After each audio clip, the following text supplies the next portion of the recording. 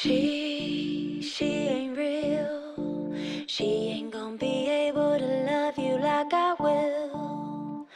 She is a stranger. You and I have history, oh, don't you remember? Sure, she's got it all. But baby, is that really what you want? Bless your soul, you got your head in the clouds. She made a fool out of you, and boy, she's bringing you down. She made your heart melt, now you're cold to the core. Now rumor has it she ain't got your love anymore. Rumor has it. Rumor has it. She is half your age, but I'm guessing that's the reason that you strayed. I heard you've been missing me. You've been telling people things you shouldn't be. Like when we creep out and she ain't around. Haven't you heard the rumors? Bless your soul, you got your head in the clouds. You made a fool out of me, and boy, you're bringing me down. You made my heart melt, yet you're cold to the core. Now rumor has it I'm the one you're leaving her for. Rumor has it. Rumor has it. Rumor has it. Rumor has it. Rumor has it.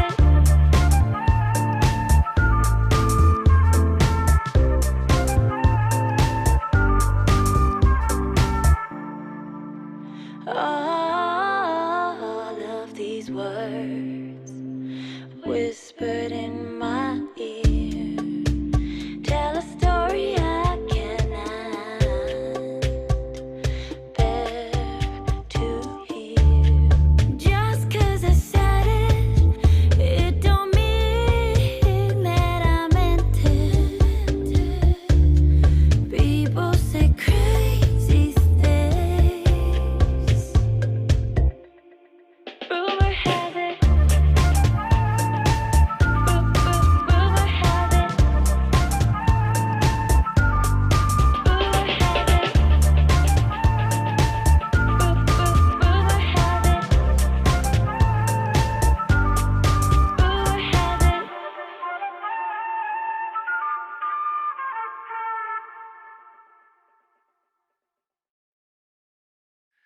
I'm a flame, you're a fire. I'm the dark in need of light. When we touch, you inspire. Feel a change in me tonight. So take me up, take me higher. There's a world not far from here. We can dance in desire. We can burn in love tonight.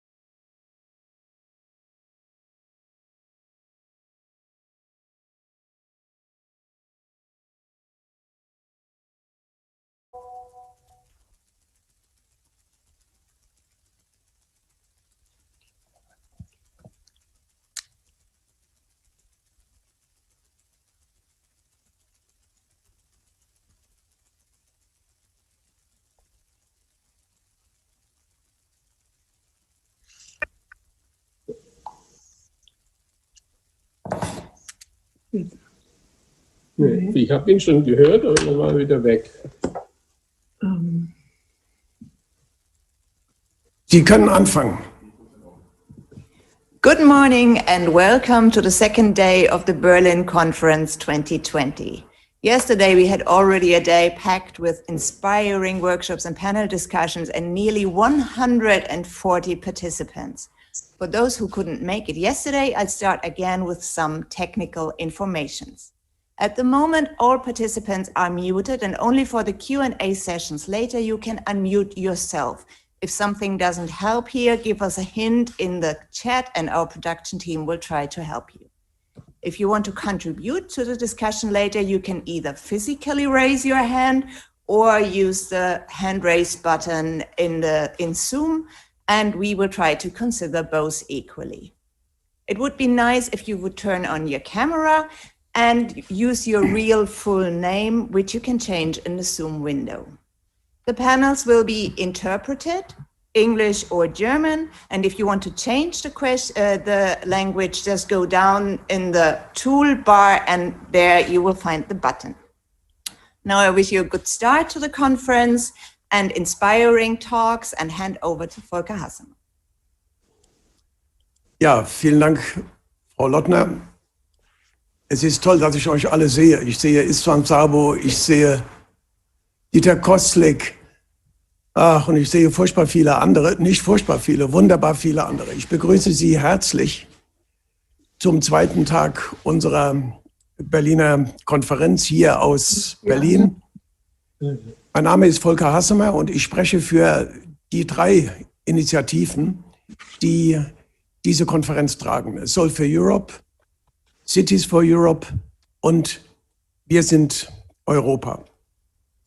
Wir organisieren diese Konferenz, wie viele von Ihnen wissen, seit langem bewusst am 9. November jeden Jahres, um zu erinnern an den 9. November 1989 und zu betonen, an diesem Tag ist eben auch das gemeinsame Europa möglich geworden. Wir organisieren diese Konferenz immer mit wunderbaren Partnern aus der Politik, selbstbewusst, eigenständig, aber mit Partnern aus der Politik. Deswegen bin ich sehr dankbar, Hans-Gert Pöttering, dass ich hier gemeinsam sitze heute Morgen mit Hans-Gert Pöttering, dem ehemaligen Präsidenten des Europäischen Parlaments in Zeiten, wo Europa auch einige neue Wegrichtungen eingeschlagen hat. Herzlich willkommen, Hans-Gert. Die Überschrift der diesjährigen Konferenz ist Europe Bottom Up. Das ist unsere Überzeugung, dass Europa, dass die Europäische Union auch die Unterstützung und die aktive Mitwirkung seiner Basis von uns Europäerinnen und Europäern also, sowie ihrer Städte und Regionen verdient und benötigt. Ich freue mich übrigens, dass auch Rafał Dutkiewicz heute Morgen bei uns ist, der nun wirklich inzwischen sagenhafte Stadtpräsident von Breslau, der in einem nicht einfachen Land deutlich gemacht hat, wie dann eine so große Stadt wie Breslau trotzdem rückhaltlos europäisch sein kann. Was also Bottom-up bedeutet, wollen wir angesichts der aktuellen Umstände leider nur digital auch an diesem zweiten Tage miteinander besprechen. Und heute Morgen geht es darum, dass wir einige Persönlichkeiten aus Kultur und Gesellschaft gebeten haben, ihre Position zu diesem Bottom-up-Approach uns zu erläutern. Ich freue mich sehr, dass so viele zugesagt haben und dass auch viele Freunde von uns dabei sind, mit denen wir seit langen Jahren zusammenarbeiten. But now a little bit English, because I know Farid and Miguel don't speak German. I'm really glad that your hosts this morning are Farid and Miguel. I don't know where you are just now, in Amsterdam or Brussels or Barcelona or Madrid, I don't know. But you are, I see you in the picture. Farid and Miguel are members of Soul for Europe since the beginning. They are elder than they seem to be since the beginning. Farid, Miguel, the floor is yours. Thank you so much, Volker Hassemer, and thank you much for the introduction. And great to have the second day of the Berlin Conference 2020, and sunny greetings from Amsterdam this time. It's going to be a very interesting morning session. As already mentioned, Europe bottom up, how we create a shared responsibility for this Europe, and what kind of cultural actors can play the role in, also based on the discussions we had yesterday when it comes to the roles of experimenting, the roles of the sense of belonging. Very interesting questions we're hopefully going to explore a bit further in this morning. How's this morning going to work? We have 3 blocks of 30 minutes. In these 30 minutes, we'll have a couple of guests who make some statements, and there will be room for a Q&A. After the first 30 minutes of the first guest and a Q&A, we go to the second 30 minutes, another great statements from some guests, and again, there's room for a Q&A. Well, the Q&A is where you hopefully will play a very important role, because we'll use the chat for posing questions. So please use the chat for any questions you have during any of the statements of the speakers, and I will then read out these questions out loud to some of the guests. So please mention also the guest where your question is for. I'm sure it will be very interesting, and I give the floor to Miguel to introduce our first guests. Miguel, floor is yours. Thank you very much, Farid. Very happy to be with all of you here this morning. I don't know if you can hear me. I'm in Brussels right now. Thank you very much, Volker, for your nice introduction. It's a pleasure to be here with all of you, and also would like to say hello to Grete Pottering for being here with us this morning. Well, we had a very interesting morning, and we are going to start talking about Europe bottom-up, visions for the success of Europe. Our first speaker is Steve Osten. Please confirm me he's there. He's currently director of the MBA Culture, Heritage and Citizenship at the Netherlands Business Academy. He's an autodidact innovator, developer of new insights and ideas, independent thinker and writer, and he's also permanent fellow of the Felix Meritis Foundation. He's also one of the persons behind of this Solve for Europe and Berlin Conference, and also has developed many cultural projects. Steve will be very happy to hear your insights about this Europe bottom-up and your vision of Europe for the future. So please, Steve, you have the floor. Is Steve there? I don't see Steve in the panel. No, we don't see him. Okay, so maybe we'll call him later, and we can go then to the next speaker if he is here with us. He's Dieter Koslik. He's a German film critic, journalist, and researcher. He has been the 4th director of the Berlin International Film Festival, the famous Berlinale, and he has been there since 2001 until very recently. So please, Mr. Koslik, if you are there, we would like to listen to your insights about this Europe bottom-up from your experience point of view, being someone very close to the cultural sector, especially in the film sector. Which is your vision of Europe, and how can we succeed in this European integration process? Yeah, thank you very much. Do you hear me? I can hear you, yes, thank you. Yeah, but I will speak in German. Is this possible? It is. Okay. So, liebe Freunde von Europa, herzlichen Dank für die Einladung, heute Morgen mit Ihnen ein bisschen über Europa zu sprechen. Ich möchte mich gerne in diesem kurzen Statement darauf konzentrieren, auf die Kultur- und Filmproduktion und Ökologie. Das ambitionierte Programm der Europäischen Gemeinschaft heißt, bis 2050 soll Europa klimaneutral sein. Das sind nur 30 Jahre, eine sehr, sehr kurze Zeit für dieses riesige Projekt. Gerade in Zeiten der Pandemie wird immer wieder betont, wie wichtig Kultur ist. In Deutschland gibt es das Wort systemrelevant, wie wichtig Kultur für die Demokratie ist und für den Zusammenhalt von Menschen.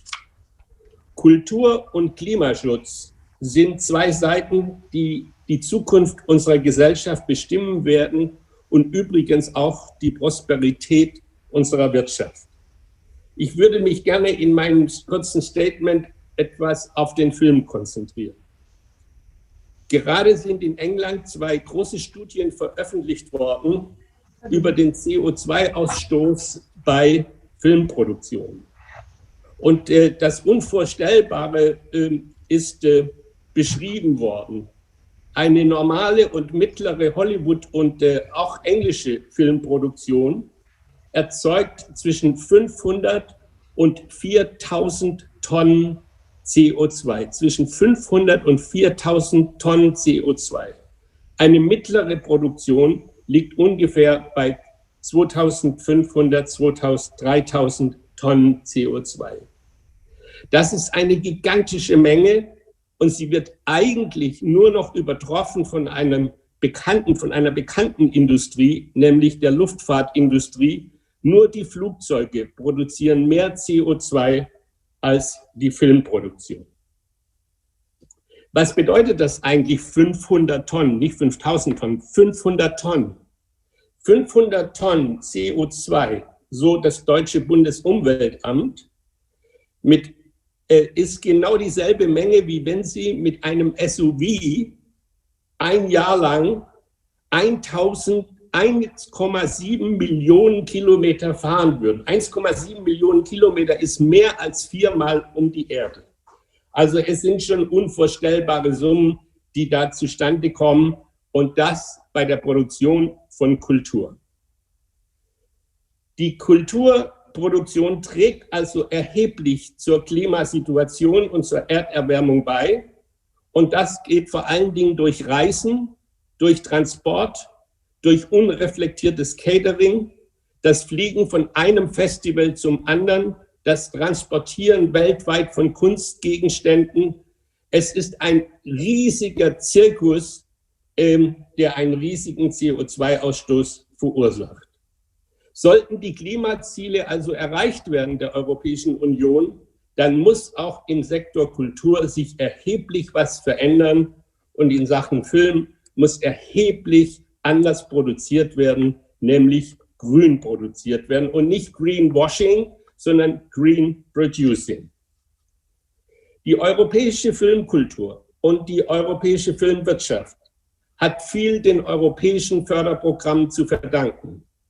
Das 1988 gegründete Mediaprogramm hat bis heute Milliarden in den Kultur, aber vor allen Dingen in den Filmsektor, in den paneuropäischen Filmsektor gesteckt.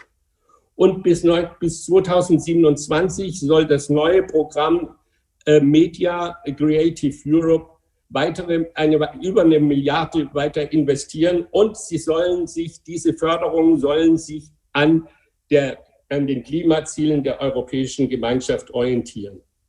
Auch in Deutschland wird immer mehr darüber geredet, was die Kunst- und Filmproduktion in Sachen Umweltschutz tun kann. Aber man muss sich nicht orientieren und man muss auch nicht weiter ausprobieren, wie man das besser machen kann. Es gibt seit 30 Jahren Erfahrung, wie man besser und grüner und klimafreundlicher und klimaneutraler produzieren kann. Zum Beispiel ein Amerikaner, James Cameron, der die erfolgreichsten Filme der Welt gemacht hat, Titanic oder Avatar, er produziert schon seit vielen, vielen Jahren klimaneutral, nicht klimafreundlich, klimaneutral. Und alle Faktoren, die dazu führen, sind längst bekannt. Es ist also rein eine Frage der Umsetzung und es ist eine Frage des politischen Willens bei der Förderung und vor allen Dingen, und jetzt kommen wir zu Bottom-up, es ist vor allen Dingen eine Frage der Kulturschaffenden. Ich sehe die Katrin hier von der EFA, die in ihren Gemeinden und in ihren Städten die Kultur veranstalten und dort real die Kultur produzieren. Der Wirtschaftsfaktor der Kultur- und Kreativbranche in Deutschland, das wissen Sie vielleicht nicht, ist der größte Wirtschaftsbereich, den wir haben. Größer als Auto und größer als die Chemiebranche. Und es wird das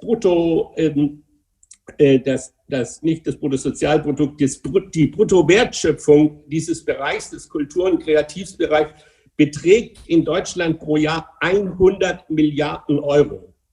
10% davon, also fast 10 Milliarden Euro, kommen auf die Filmbranche, und Sie sehen, was für ein mächtiger Wirtschaftszweig es ist.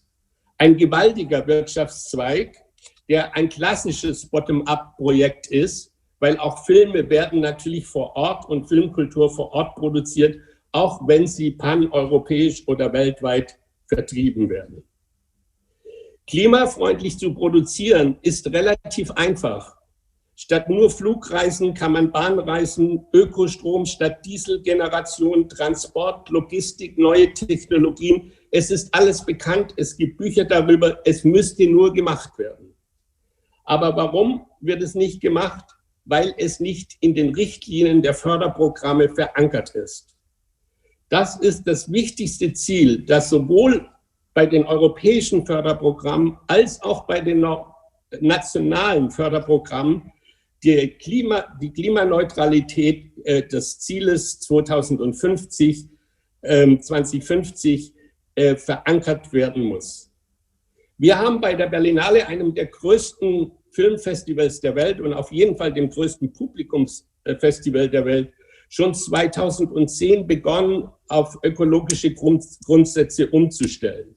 Natürlich geht es da erstmal um Kleinigkeiten, keine Pappbecher mehr, sondern Mehrwertbecher, die endlosen Veröffentlichungen auf Papier abzuschaffen, nicht mehr so viel zu fliegen und wenn, dann es zu kompensieren, Elektroautos statt normaler Autos und so weiter und so fort. Aber es geht auch um größere Ziele, nämlich analog den 17 Sustainable Goals der UN, Programme zu machen und Programme zu präsentieren, die Diversity programmieren, die Menschenrechte programmieren und die Gerechtigkeit in der Welt zeigen. Auch das gehört übrigens zum Klimaschutz dazu und zu einer neuen Welt. Reduce, Reuse, Recycle. Das sind die Wege, wie in Zukunft die Kultur mehr darauf achten muss, um die Klimaziele zu erfüllen. Als wir im Jahr 2010, zu unserem 60. Geburtstag, am Brandenburger Tor eine Leinwand aufspannten und einen gigantischen Vorhang davor hängten, um dort die zweite Weltpremiere von Metropolis zu zeigen, haben wir sämtliche Materialien aus unseren alten Materialien recycelt. Wir haben ein ökologisches Programm aufgelegt, das dazu führte, dass in meinem letzten Jahr als Direktor der Berlinale der rote Teppich grün war. Es ist möglich, dass auch alle roten Teppiche dieser Welt grün sein können. Es gibt nämlich ein Material, was aus recyceltem Plastik, aus alten Fischernetzen besteht. Und der rote Teppich war genauso rot, der grüne Teppich war genauso rot wie der rote. Es geht also auch anders. Und ich plädiere dafür, dass diese Klimaschutzziele auch im Kleinen in unseren Förderungsprogrammen aufgenommen werden. Ich möchte damit enden, ein Zitat, was immerhin dazu geführt hat, dass die Welt eine andere Wahrnehmung hat über Klimaneutralität und Klimaschutz, und nämlich von der damals noch sehr jungen Greta, die in Katowice bei der Klimakonferenz 2018 folgenden Satz sagte: Dies ist die größte Krise, in der sich die Menschheit je befunden hat, sagte Greta Thunberg da. Und ich finde, dass die Kultur in Europa, vor allen Dingen bottom-up, dazu erheblich beitragen kann, diese Ziele zu erreichen. Lassen Sie mich ein letztes Wort sagen, weil Herr Dr. Hassemer das in seiner Einleitung erwähnt hat. Wir schreiben heute den 9. November, das ist für uns für die Welt, aber auch vor allen Dingen für uns in Deutschland ein Tag, an dem wir uns nicht erinnern, viele sich nicht erinnern wollen, aber wir uns immer wieder erinnern müssen. Deshalb ist es gut, dass in Amerika ein neuer Präsident gewählt ist, der nicht nur den Klimaschutzzielen von Paris wieder beitreten möchte, sondern ein Präsident, der auch Diversity propagiert, der Toleranz propagiert und der auch vielleicht wieder den Menschen ein anderes Gefühl dafür gibt, dass nur mit Toleranz, mit Accept Diversity und Tolerance unsere Welt eine kulturelle Welt bleiben wird. Vielen Dank. Thank you very much, Mr. Kozlik. It was a pleasure to listen to you and to hear you. How are your worries about this climate change and how much the cultural sector can do for it? And you even put some examples on maybe very simple, of this red carpet, which is a green carpet, in fact, at the end. And we'd like to hear more examples like this, and maybe some example to follow, because from the cultural sector, we can also make a lot for this big challenge we are having today, which is the climate change.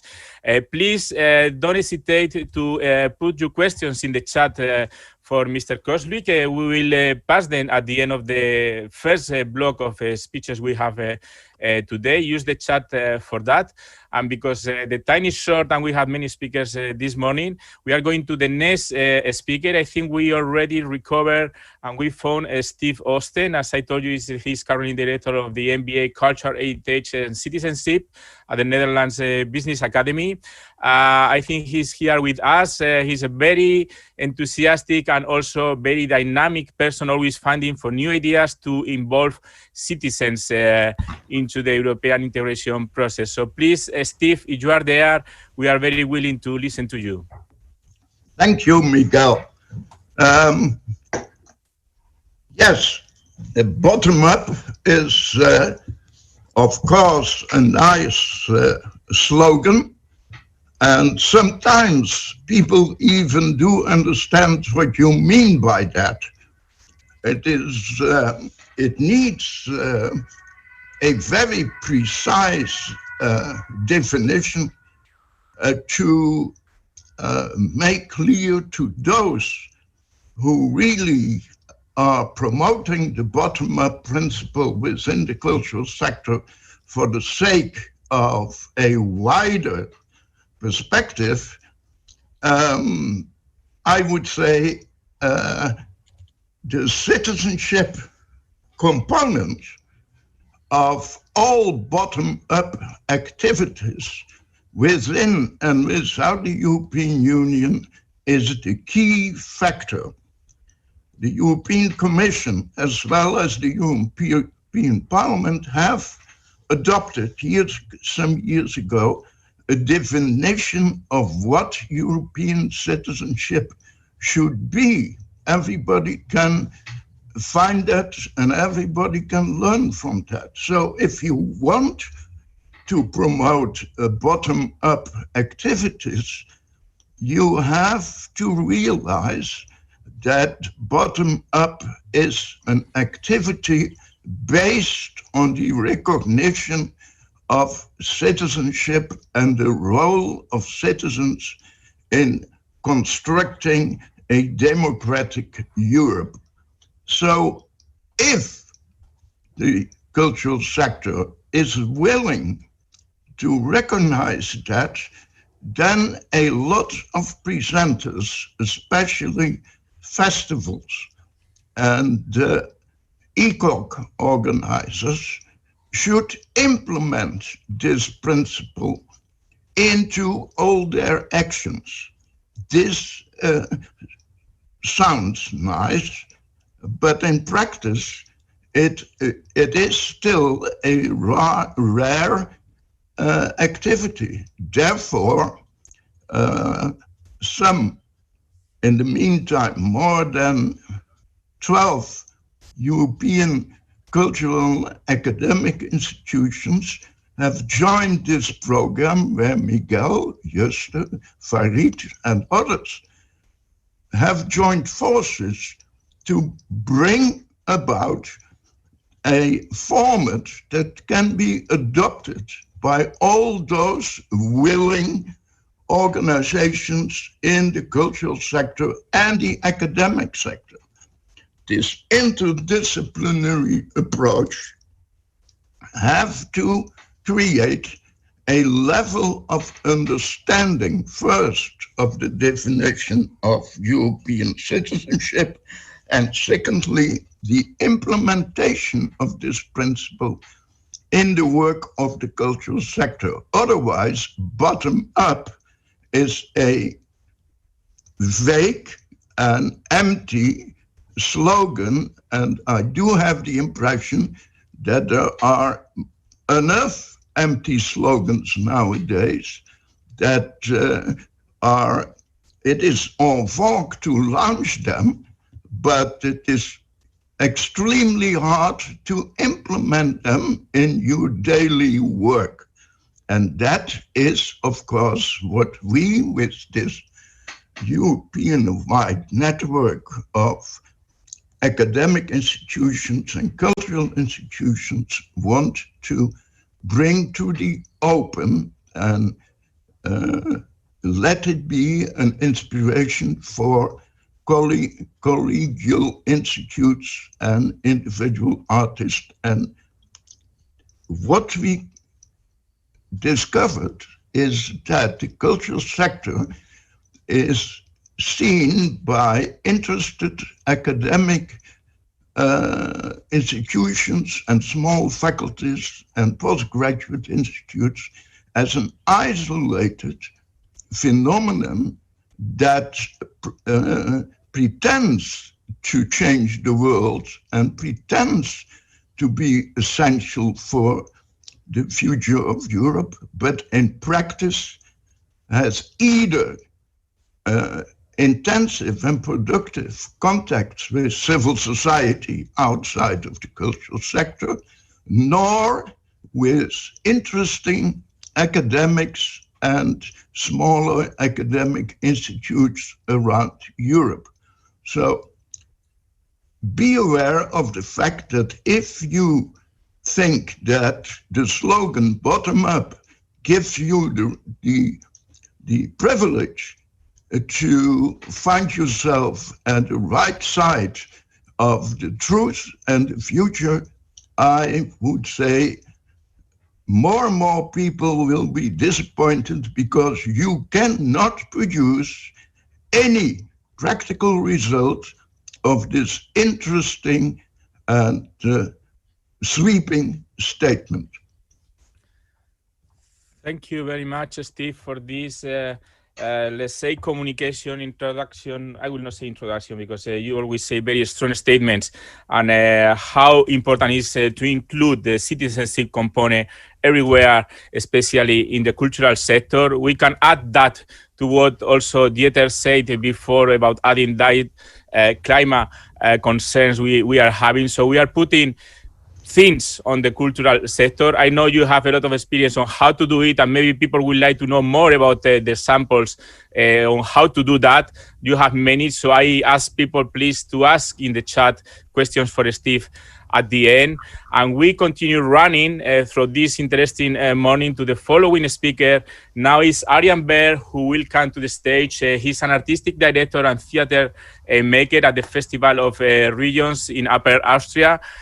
He's also artistic director of the Creative Europe Participatory Project, Orfeo and Manun. And Arjan was also the artistic director for the Performing Arts of the European Capital of Culture, Linz, in Austria in 2009. So please, Arjan, if you are there, if you can come to the stage, and the floor is yours. We are very willing to listen to you about your vision of the Europe bottom-up for a successful Europe.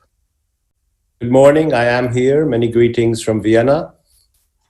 Can you hear me? Yeah, we can hear you, Arjan. It's Zoom is like seance. You always want to ask can you see me? Can you hear me? I am here. So here's my contribution. In the last weeks and months, all eyes in Europe and beyond were focused on the elections in the United States of America. The once leader of the Western world was in the process of transforming into a failed state. Through the presidency of a politically incompetent, ignorant, arrogant, racist and sexist, undemocratic, nationalistic and narcissistic billionaire. The president, whose policies and communication strategies are responsible for the deaths of over 200,000 American citizens, still received over 70 million votes. the second highest number of votes any candidate has ever received in the history of elections in the United States of America. Luckily for the United States and for Europe, or the European Union to be more precise, another candidate received more than 75 million votes, the highest number of votes any candidate received in the history of elections in the United States. The gap seems clear, but in the American system of the Electoral College, some states were decided with extremely low margins, and 2 are still too close to call.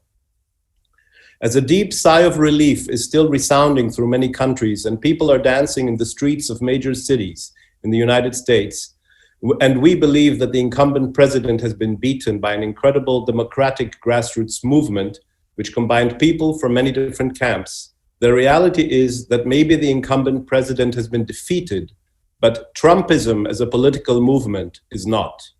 And it will continue to dominate the post-election period and will overshadow the coming presidency.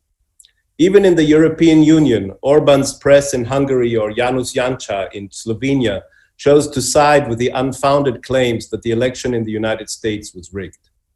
The democratic values of the free world are under attack, not only in the USA. The authoritarian populists, also in Europe, continuously undermine everything that was built in the EU after 1945. They incite people against each other. They stir up hatred against minorities. They rely on conspiracy theories. They abolish the separation of powers. They mobilize against liberal democracy, against independent judiciary, and against human rights, against the free media, and against critical art. We are facing division and polarization of our societies by also misusing culture and identity to divide our communities and threatening European integration. However, the European project was founded as a project of common hope to overcome the Europe of the warlike and totalitarian past. The Union is the search for a mainland of democracy, of human rights, of peace, and of social equality. While aspects of this dream have been realized, this European dream still lies in the future and may be a land or a continent that we have not fully discovered yet. Arts and culture can and must, and as a matter of fact, as we know, it already does play a role, and it can play a much greater role if it is taken seriously. So arts and culture can and must play an important role in this process of reimagining Europe, of reinventing e-utopia, which was the title of Lecce's application for European Capital of Culture, in which over 13,000 citizens participated actively, and which I had the honor to lead artistically. Artists and culture institutions have powerful tools to animate processes that can enable us to bring people together. Also bottom up, which is a methodology and not just a vague principle. People-to-people experiences are key. Difficult or nearly impossible nowadays due to the COVID-19 pandemic, but we hope that with concerted efforts, we can rein in that virus as well as the political undemocratic virus in the near future. While we can be proud of the fact that arts and culture have a significant impact on our economy, we can also be proud of the impact culture can have in making a difference. Culture can make people less worried about the unknown and the new. Culture can familiarize people with new ideas and innovations. Culture is an extreme driver for change. Arts and culture empower people and give them stronger voice in democratic processes and in the shaping of their own regions or in the rethinking of the future of Europe, not only at the ballot box. Art and culture allow people to move out of their comfort zone, and change can happen when we move out of that zone. By employing the tools of arts and culture, we go beyond the ever-recurring discourse. Not only will we enhance necessary critical thinking, but we can develop strategies for action design. And most importantly, we will do it in playful ways. For the past 12 years, I've been personally involved in large-scale participation projects, such as Creative Europe project of Orfeo and Majnun. I've seen the power of transformation and collaboration that comes with working with thousands of citizens in each participating city. Therefore, I can say from personal experience that I truly believe that the future of arts and culture must be collaborative, participatory, and inclusive. and that we can make a difference in that process. As arts and culture are per definition for the common good, we should unite our energies with other stakeholders committed to the common good, be they engaged in education, social cohesion, climate change, ecology, or even the economy for common good. This is a decisive moment for Europe. Agitation or peace, tyranny or freedom, climate protection, human rights, emancipation, diversity, and democracy. They are all in play, but these are the values worth working and fighting for. A few days ago, I stumbled over a short film produced by Amnesty International. It is based on the theory of Arthur Oren, an American psychologist, who showed that understanding and reconciliation between two strangers would happen if they look into each other's eyes for 4 minutes. Perhaps we need to take a step back, and before we engage in discussion and formulating different points of view, we just look into each other's eyes for 4 minutes and discover the human being on the other side or beyond the border. Art and culture has the power to do so, and now is the time for us to engage more intensely. Thank you. Thank you very much, Ariane, for this strong statement and thoughts you share with us about this power of culture and how culture can change the things in these big, difficult moments we are living. Maybe we have some hope now with the new, as you mentioned at the beginning, the new president of the United States that can maybe help us to change a little bit the things. But it's true that democracy is under risk right now in this cycle. And we need culture. We need more culture for that. So please don't hesitate to also to ask Ariane, because he can give you more inputs and go deeper into his thoughts. But because the time is running, and I will just ask you, please be short in the questions, because we will not have too much time at the end. So we'll try to have at least one question per person, but don't hesitate to use the chat for question. Farid is there to animate you about what you have to ask about, just in case you arrive late.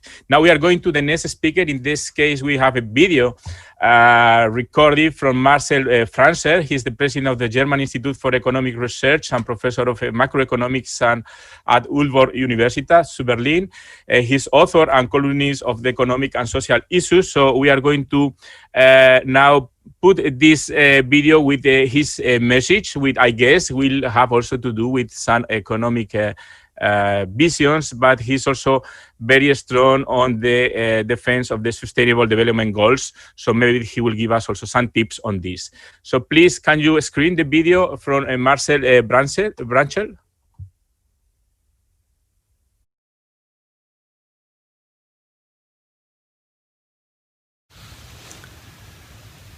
Good morning, and thank you very much for having me join this Berlin Conference 2020. My name is Marcel Fratscher. I speak to you today as an independent academic, as an economist, and also as a European citizen. And as a starting point for my short remarks, I want to focus on this pandemic that we are living through right now, and that is so horrific in terms of claiming lives and livelihoods of so many people in Europe and in the world. Yet a crisis is also often an opportunity for us to become aware of what we value and what we cherish. And this crisis is an urgent opportunity for us to become aware of the challenges that lie ahead of us. And one important lesson of the pandemic is that all the big challenges in the world that we are facing cannot be solved individually by individual nations or regions, but that they can only be solved jointly.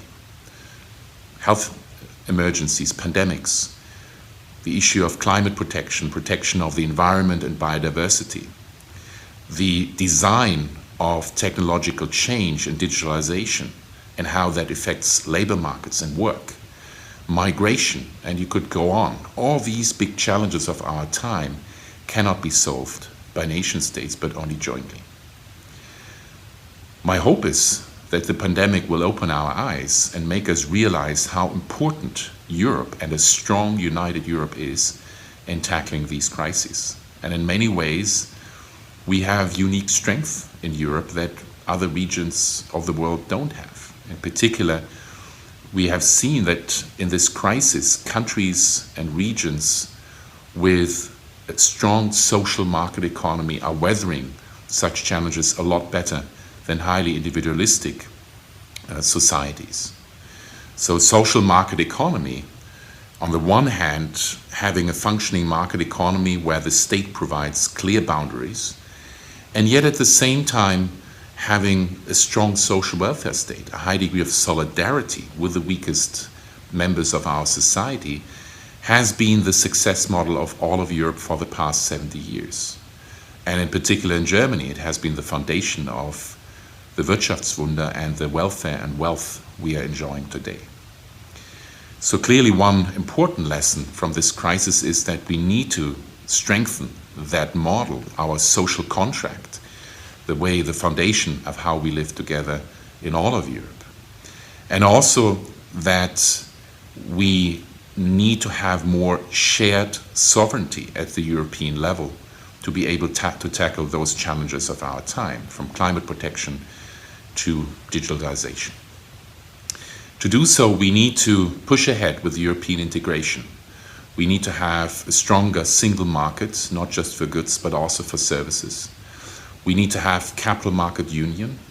We need to have the provision of more public goods to all of Europe, all Europeans all over Europe, and this includes social services. It also requires that ultimately Europe is speaking with one voice in the global system competition with the US and with China. It is our decision whether global affairs in the future will be dominated in a bipolar world by the United States and China, or whether Europe wants to be the third party at the table. And if we want to shape our own future, if we want to shape the global future, we need to step up and strengthen that shared sovereignty at the European level. My hope is that this crisis is a wake-up call for all of us, with helping us strengthen our social contract, the social market economy, with a focus on autonomy, empowering individuals, on universalism, having a strong sense of solidarity and the same rights and opportunities for everyone, and a new humanism, a new awareness that we need to empower individuals and have a high degree of solidarity among citizens to be able to face those challenges. So this is my hope and my expectation, and I hope that we will take the right lessons from this pandemic and push ahead with a common Europe that is united, but also focuses on subsidiarity, so empowers each individual. Thank you very much. I wish all of us an interesting and exciting conference.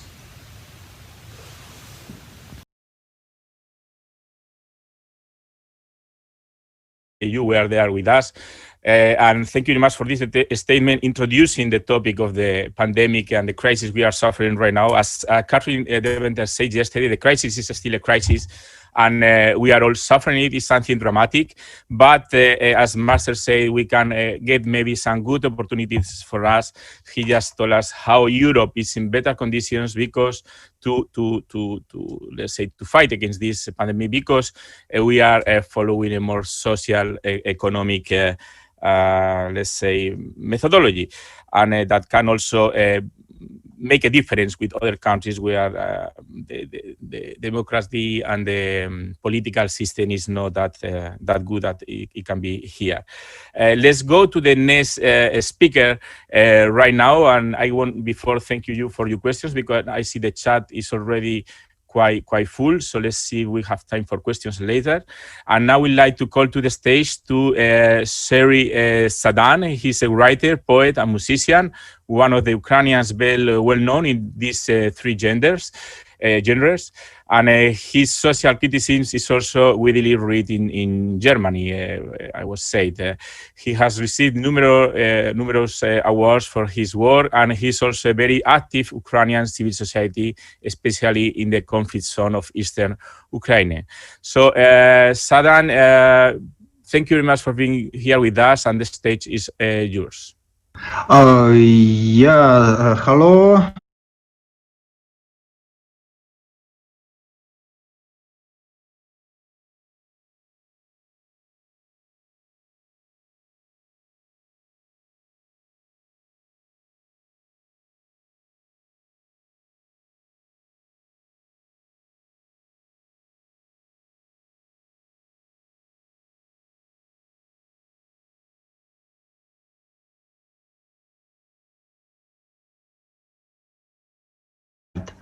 sowohl als Person, die auf dem Gebiet der Kultur arbeitet, als auch als Person, die mit dem öffentlichen Sektor verbunden ist. Aber fangen wir mit der Kultur an. Also die Arbeit im Bereich Kultur gibt Ihnen gewisse Illusionen über Offenheit und die Möglichkeit des Dialogs. Die Sphäre der Kultur ist wahrscheinlich die beste, um ein Gespräch zu beginnen. Sie kann uns wirklich die Chance geben, selbst in den konfliktreichsten Situationen zu verstehen. Zweifellos gibt es genügend Möglichkeiten zur Konfrontation. Aber im Gegensatz zur Politik oder Wirtschaft ist die Kultur mit einer viel größeren Universalität ausgestattet. Das heißt, auf die eine oder andere Weise gibt es viel mehr Möglichkeiten, Verständnispunkte. Gleichzeitig ist aber klar, dass Kultur auch Teil der Politik ist. Dass Kultur, die aus der Politik genommen wird, ihre Relevanz, ihren Nerv und ihr Recht verliert, über wichtige und relevante Dinge zu sprechen. Für mich persönlich änderten sich die Vorstellungen über die Möglichkeiten der Kultur, über die Bedeutung der Kultur im Winter und Frühjahr 2014 mit dem Beginn der russischen bewaffneten Aggression auf dem Krim und auf dem Donbass. Damals wurde klar, wie schwach und hilflos die Kultur war, die Kultur ist. Es wurde jedoch auch deutlich, wie sehr Menschen die Präsenz von Kultur unter nicht normalen Bedingungen benötigen. Es wurde offensichtlich, dass es unter den Kriegsbedingungen die Kultur war, die das Gefühl hinterließ, dass das Leben weitergeht, dass es möglich ist, zum normalen Leben zurückzukehren und ohne Krieg zu leben.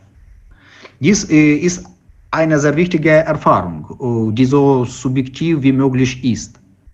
Aber es ergibt uns einen der möglichen Hinweise. Wir können die Krise überwinden, indem wir uns insbesondere an gemeinsame Werte halten, die Werte der Kultur.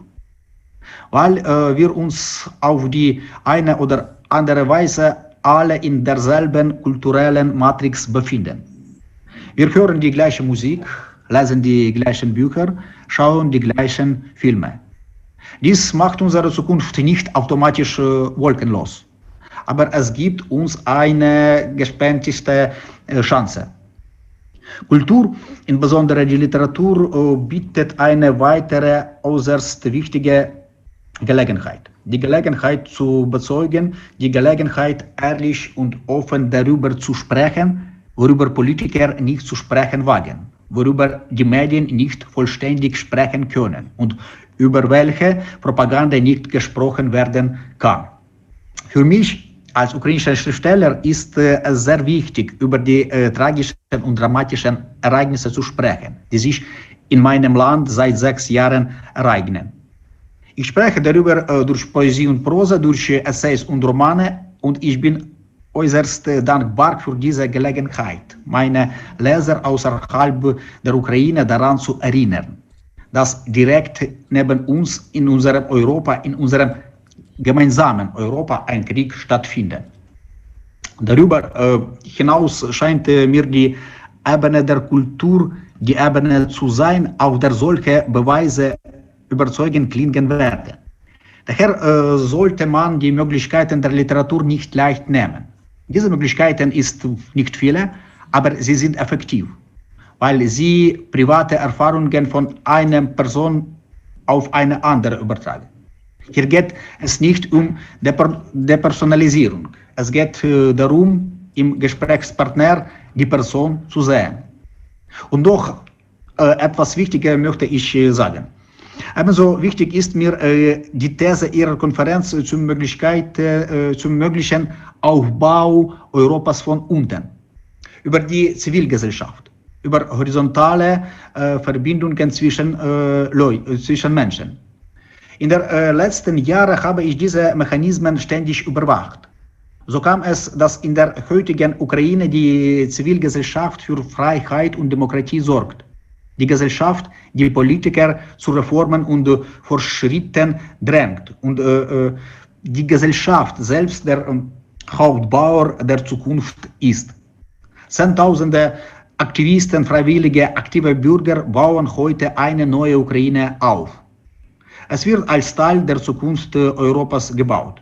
Und ich bin sicher, wir sind bereit, diese Erfahrung zu teilen. Es scheint mir, dass dies eine äußerst korrekte Strategie ist. Die Mobilisierung unserer Gesellschaften, die Vereinigung der Bürger, der Druck auf die Politik, der Druck auf die Regierung, die Forderung auf der Grundlage von Gerechtigkeit und Offenheit eine gemeinsame Zukunft aufzubauen. Es klingt alles ziemlich idealistisch, da stimme ich zu. Ich bin jedoch ein Dichter und Dichter können sich einen gewissen Idealismus leisten. Die Hauptsache ist, Dichtern zuzuhören, in ihrer eigenen Sprache oder in Übersetzung. Vielen Dank. Thank you very much. So thank you very much, Mr. Saddam, for keeping a message about the opportunities that culture give us to talk and to know each other, and also to change the things. And we need it really. And as you say, let's dream, because poetry also allows us to dream. And we don't dream, we cannot get something that we don't dream. So let's go now for some questions. I know that my colleague Farid was there following the chat. I see it's quite full. So hopefully he was able to pick up a couple of questions. And so Farid, the floor is yours for the questions, and let's see what we can have as extra value to these wonderful speeches we have so far. Yes, of course, because I'm so glad we were able to use this digital platform for our Berlin conference, because you see already the relevance of this morning when it comes to coming together and sharing our responsibility and think about Europe bottom up. I think we have time for 2 questions, because we only have a couple of minutes, because then we have to start a second 30 minutes, because we really have to end on time. So I will first pose a question, and hopefully Albert Edelman can give us a short answer. Because, Dieter Koslik. The question comes from Albert Edelman. It also feeds in a bit of a question asked by Caroline Hochleiter when it comes to the importance of art and culture and being together. Caroline mentioned the 4-minute eye contact, but also the question from Albert, what are the ecological questions when you do international programming, when you travel, because of your form of art is a physical presence? How do we deal with this, and how can we make a difference and change our thinking also for a very physical form of art and culture when it comes to performances? Dieter Koslik, can you maybe give a very short reflection on this paradox? I would like to give you a short reflection on this, but the problem was just in the moment when you asked me, the sound was gone. So can you do it just very short? Of course, I can do it short. It's about the paradox that many cultural performances are in real life. Not only the 4-minute eye contact between persons, but we have people who are in the performance arts. I'm myself in the supervisory board of an international theater group. We have to travel. It's part of meeting people.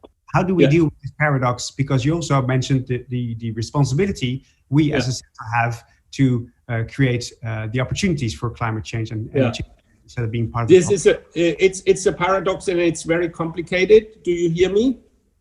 Yeah, we hear you. And it's very complicated to do this, but you have to practice this. So when we started 10 years ago to analyze our activities at the festival, we needed also different. We looked at all the different actions we have done. For example, I give you an example. We normally have been flying 5 persons to Los Angeles looking for films for the festival. After we have analyzed that this is such a huge CO2 emission, so we just decided only 2 people. Then we decided a lot of different little things. The traveling is the bad things if you use airplanes, but you can use trains. I mean, not everywhere, but you can use trains. And you can also reduce your traveling, and you just have to be careful. And if it doesn't work, then you have to compensate it. So, for example, our international traveling and also the guests we have been flying in, we had to compensate the CO2 with planting trees and everything. So there are programs. But at the end of the day, I completely understand. We will not solve it entirely because we have to look in each other's eyes. Thank you so much, Dieter Kostlik, for your ideas. And also on the chat, there are many ideas being shared currently, how we going to deal with this. A second question is for Steve Austin from Jordi Pardo, but also there were questions from Moin Mohebalian when it comes to the importance of education, arts and cultural education, when it comes to creating a bottom-up Europe. It also is, of course, about having generations get used to or getting to know arts and culture. And of course, education plays a role in this. What can be the role of arts and education in many of our societies to create this bottom-up Europe for future generations, Steve? Of course, artistic education is important. Cultural education should be everywhere. But what I came across in recent years is that there is an immense functioning wide network of,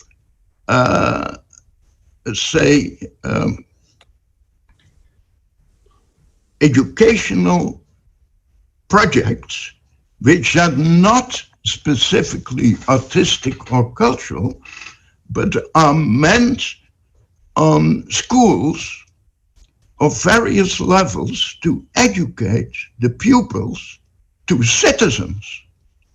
And there I see immense opportunities to bring the two worlds together. Witnessing the last conference of NECE, Networking European Citizenship Education in Glasgow, I came to the conclusion that these structures, mainly national or regional, are now facing the end of their capacity in the sense of the result of their education. And they are looking for new formats and models following the aim of the European Union for lifelong learning. Now, isn't the cultural sector, especially the presenters, but also, of course, the filmmakers, isn't the cultural sector as such a fantastic partner in projects aiming at lifelong learning, not particularly to learn art, but to learn citizenship? Yeah, thanks so much. Yeah, I couldn't agree more, Steve, and so nice that you combine these two tracks within our societies, culture, arts, and citizenship education, and can be great partners in really creating this, not only for the local, national, but also, of course, for the European way of thinking. I think we have a great first 30 minutes and a very lively chat. Please post your questions, but also share your thoughts on the questions, because that's a great thing about a digital conference. Not only we have a conversation using video, but we can also have a conversation in the chat. Share your thoughts, your ideas, your good practices also in the chat, so we can have a dual way of having a conversation. Miguel, back to you for the next 30 minutes. Thank you very much, Farid. In fact, it is a pity we cannot have time to answer all the questions, but I also invite the speakers to follow the chat, and maybe they can answer directly by writing directly to the questions, and that is also a way of interacting with the public that these new technologies offer us. We are running right away to the next speaker. He's Mohamed Ridouani. He's mayor of the city of Leuven, and he was previously responsible for education, sustainability, economic, and urban development. Maybe this also is a way of knowing why he stands for a positive change and aims to turn Leuven into one of the most caring, green and prosperous cities in Europe in cooperation with the citizens, knowledge, institutions, companies and organizations. This is what I found from him, but it will be good to hear him how he plans to make this and how he plans to make it counting with citizens with the approach bottom up. So please, Mr. Ridovani, the floor is yours. Good morning to you all. Thank you for providing me with the platform. It was it's very interesting listening to you, to all the speakers. My name is Mohamed Ridouani. I'm the mayor of the city of Leuven in Belgium. Leuven is an ancient and vibrant city, a university city with a lot of diversity and an eagerness to try out new things. But when we innovate, we try to do it together. And we do that for the small things and we do that for the bigger things. Why? It's because we have one central question, which is at our heart and we try to answer, and that is, how in the 21st century, how can we restore a sense of belonging? How can we make sure that we tackle one of the most pressing issues of our time next to climate change? And one of the most pressing issues to me is solitude, is people feeling disentrenched and feeling not part of the whole. And that brings to me the things to their essence.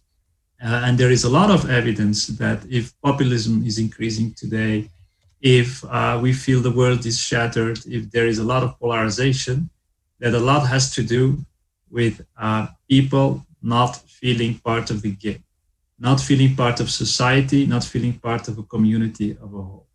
So in Leuven, I try to do what I can to make sure that people feel part of the whole, that they feel connected with their neighborhoods, with the city, with the community, and that they can contribute to it. This is very strong.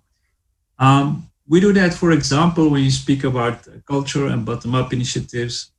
Well, and so if you speak about Europe, for me, that should be the mission of Europe in also in having a significant future, but different from other continents, because here we do care about the us and the notion of the us, but we need to reinvent it. And we can do it locally because that's where people feel connected at the most proxy level. So we have a lot of initiatives. If you speak about culture, culture is a facilitator because it brings depth, it brings insight, and not only for, let's say, the elite, but it should be for everyone. We include culture in all the curriculums of our schools. We make sure that everyone can enjoy culture. So because it means you can express yourself, it means you can interpret life, and you can give significance to your life. I want to conclude that if I speak about bottom-up initiatives and contribution, in Leuven, what is maybe interesting to know is that we went very far in doing it. We did it in a radical way.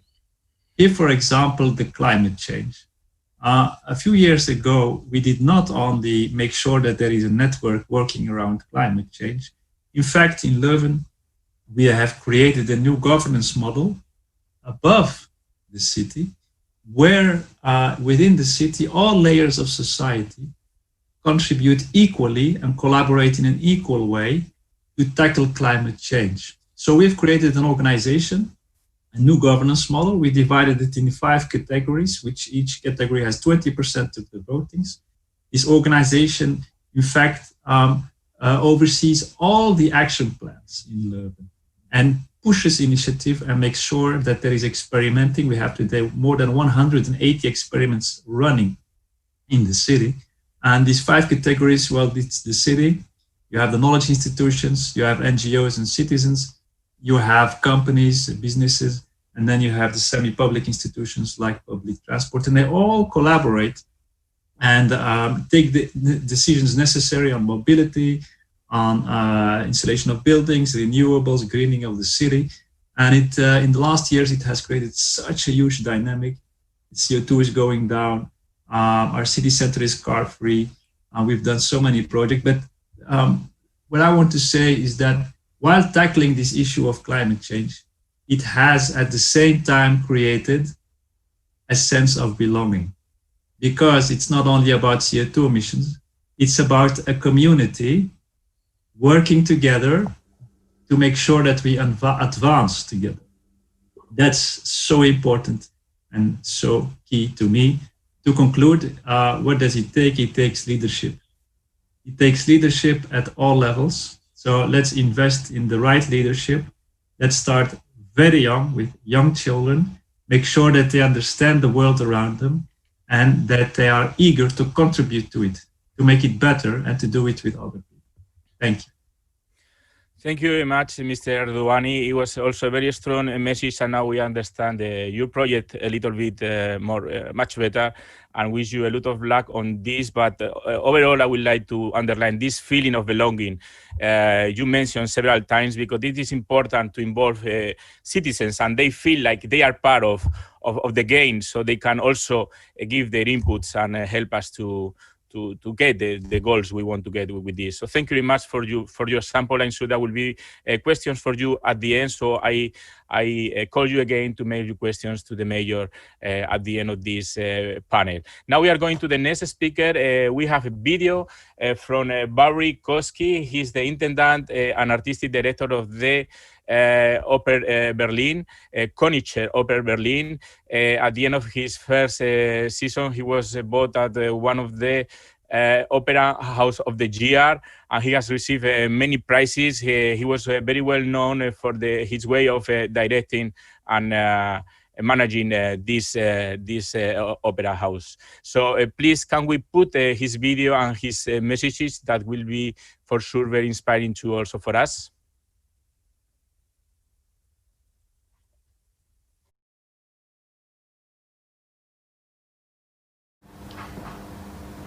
Hello, Barry Koski, Intendant and Chef Regisseur of the Konferenz Oper Berlin. I was born in Melbourne, Australia. My grandparents come from Poland and Hungary and Belarus. And I have been living in Europe for 20 years. 5 years in Vienna and 15 years in Berlin, where I've run this wonderful opera house, the Konferenz Oper, for the last 8 seasons. The themes that you are discussing are very broad, and there is a lot to say about this subject of Europe and the citizens of Europe and cultural sectors and what is a constructive, positive vision of Europe in the coming decades. I don't think I can answer all your questions. I can actually talk about, I think, something very important, and that is what has happened in the last 6 months during the corona pandemic, and the difference between a lot of European countries and the rest of the world in terms of the performing arts, and particularly opera. Even though we are in a very difficult situation here in Berlin, like a lot of my colleagues, we are still 87% funded by the city of Berlin, which means that no one has lost their job. We are still allowed to rehearse and to work. At the moment we can't perform because we have a lockdown, but we are protected by the funded system of German culture. And it's not just about money. The German opera system, as I described a few months ago in an interview I gave, is the Amazon of the international opera world. It's the lungs of the opera. Over half the opera houses in the world are in German-speaking countries. The history and tradition of German opera houses is extraordinary. The amount of people involved and employed in these opera houses is quite staggering, and the number of tickets and the economic benefits of what the audiences bring to these opera houses is quite breathtaking. Without the German system, the opera, international opera world ceases to exist. And this is not just in terms of famous large opera houses with famous singers and conductors. The ecosystem is about the smaller middle houses, around 80 in Germany alone. And these are places where singers from all over the world come to study and to learn, to develop their careers, where directors, conductors, designers, technicians work from all over the world and are attracted here because of the security and the importance of opera in the cultural landscape. For an Australian, I'm still gobsmacked by how extraordinary the system is. And in the corona times, because we are still receiving our salaries and still working, and most of my colleagues around the Western world have lost all their jobs, it's made me realize just how extraordinary this system is. My colleagues and friends in America or in England or Australia, or my colleagues who are self-employed and are not connected with the company, are in a very difficult situation. And this system, of course, is not perfect. And this system, of course, should always be looking at how it can transform and metamorphosize into something even stronger.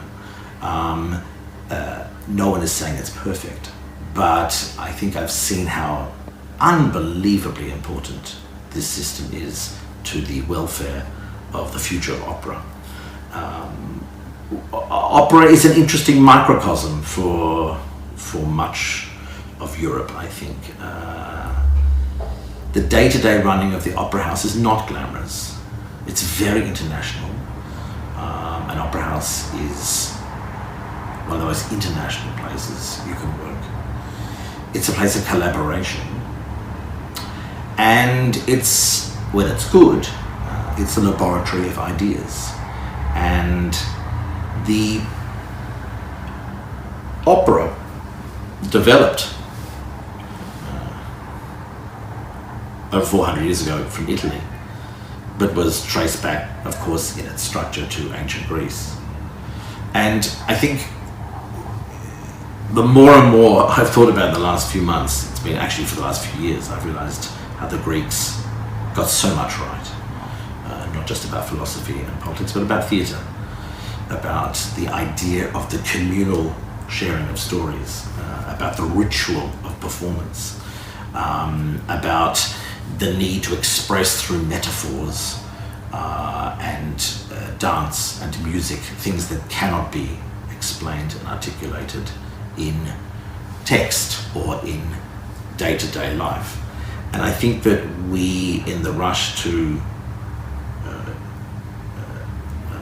have everything explained by technology, and the rush to live longer and to put happiness as the center of our lives, which is a problematic idea anyway, we have lost this space for dreaming. And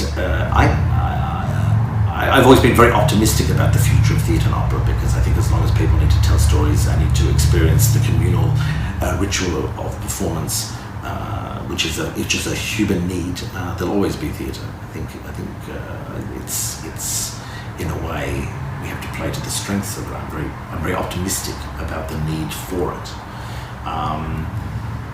But I think that we forget that it's one of the only spaces now where you can sit for 3 or 4 hours, be cut off from the world. Your phone is off, your computer is off. You are forced, in a good way, to confront yourself reflected in what you are seeing or hearing. And the only other place that this historically has happened and still happens is a church, a synagogue, a mosque, or a religious place. And so the theatre maintains its great mystery and its great importance, I think, because of this. We need these dream spaces. We need these spaces of reflection. What opera does, I think, is extraordinary, is because it combines everything. It combines performing arts, sculpture, visual arts, music, movement, philosophy, history, literature. In a way, the opera becomes, or it is a metaphor for much of the European experience. What then can we learn from that? I think that opera houses have to also open up their doors much more in the 21st century. We have to have a much stronger relationship with our audiences. And we have to have a much stronger relationship that we have to go out to the communities, not just sit in an ivory tower and wait for people to come here. But I think we also have a duty to say the opera is special, that theatre is special, that music is special, that the arts are special, and that they form one of the central, I think, three pillars of a society, along with education and health. And that a society that doesn't have a strong education system and a strong health system and a strong culture is no society, I believe. And I think that this is something that we really need to push people and show that it's not just culture alone, it's the wonderful dialogue between a society, a civilized society, and what that means, and how important the relationship between education and culture is. At the same time, I think there's a lot of work to be done. I think that there needs to be a lot more women in management positions and artistic positions. I think there needs to be a lot more cultural diversity in what the types of people and the types of performers we see on stage and in the audiences. I think we have a lot of work to do there. As I said, it's not perfect in terms of the structures of the system, but it's been a very resilient system for a few hundred years, and has also transformed over these 100 years, and I think it will transform again. But in a way, we have seen in this corona time that culture is not a pastime that you do on the weekend. Culture is something which is nourishment for the soul, and we need food for our body, but we need culture for our soul, and it's as important as the body. And I think if anything, what this corona time has told us in Europe is that how important and how fundamental culture is to the DNA of European identity, and how important it is also that you celebrate the diversity of the European experience. When I go to Italy, I want to experience what the Italian artists and the Italian audiences can offer me. When I go to Spain, I want to experience what the Spanish, and when I go to Poland or Hungary or Sweden or Switzerland or Austria or wherever, I want to make sure that I am connecting with the local communities, and that this diversity of experience is a fundamental part of the DNA of the European experience. And I think that we have to, in a way, approach it from both ends, try and find what we have in common, and also find and respect what we have, what our differences are, because without differences, we also cannot move on and develop. So, on one hand, I remain very troubled by the world, very troubled what's happened politically and socially, very troubled about what the pandemic is doing at the moment. On the other hand, you know, I am an optimist, and I think it could be, this time could be used as a very interesting laboratory for what sort of society we want in the future. We are seeing so much change in terrible ways around the world, but we're seeing also a lot of change in very good ways, and I think I'm very interested in what the under 30-year-olds are thinking and doing, and the responsibility that these generations will bear for the future is very, very interesting. We must involve these voices in any discussion we're having about the future of Europe. Thank you, and see you later. Bye.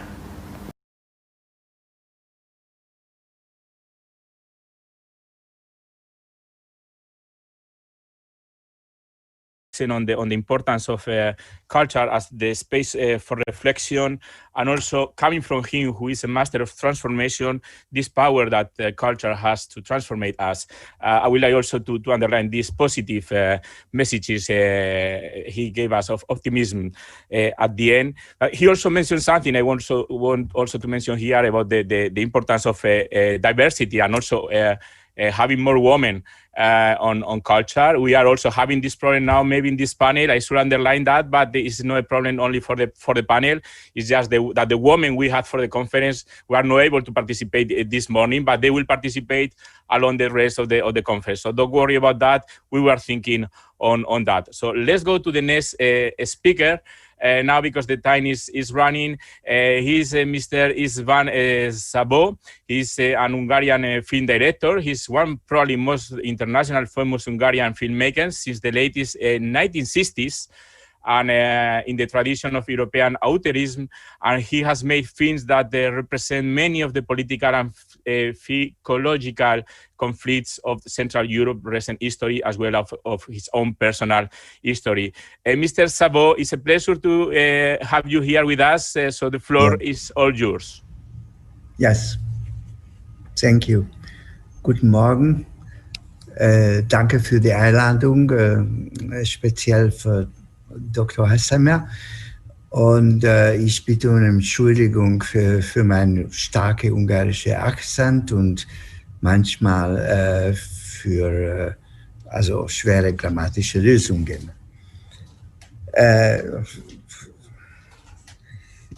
To be honest, I heard so many times the word culture this morning.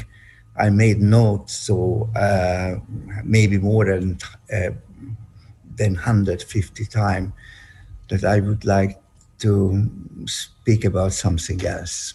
Thank you. Also ich möchte von meinem eigenen Beruf ausgehen.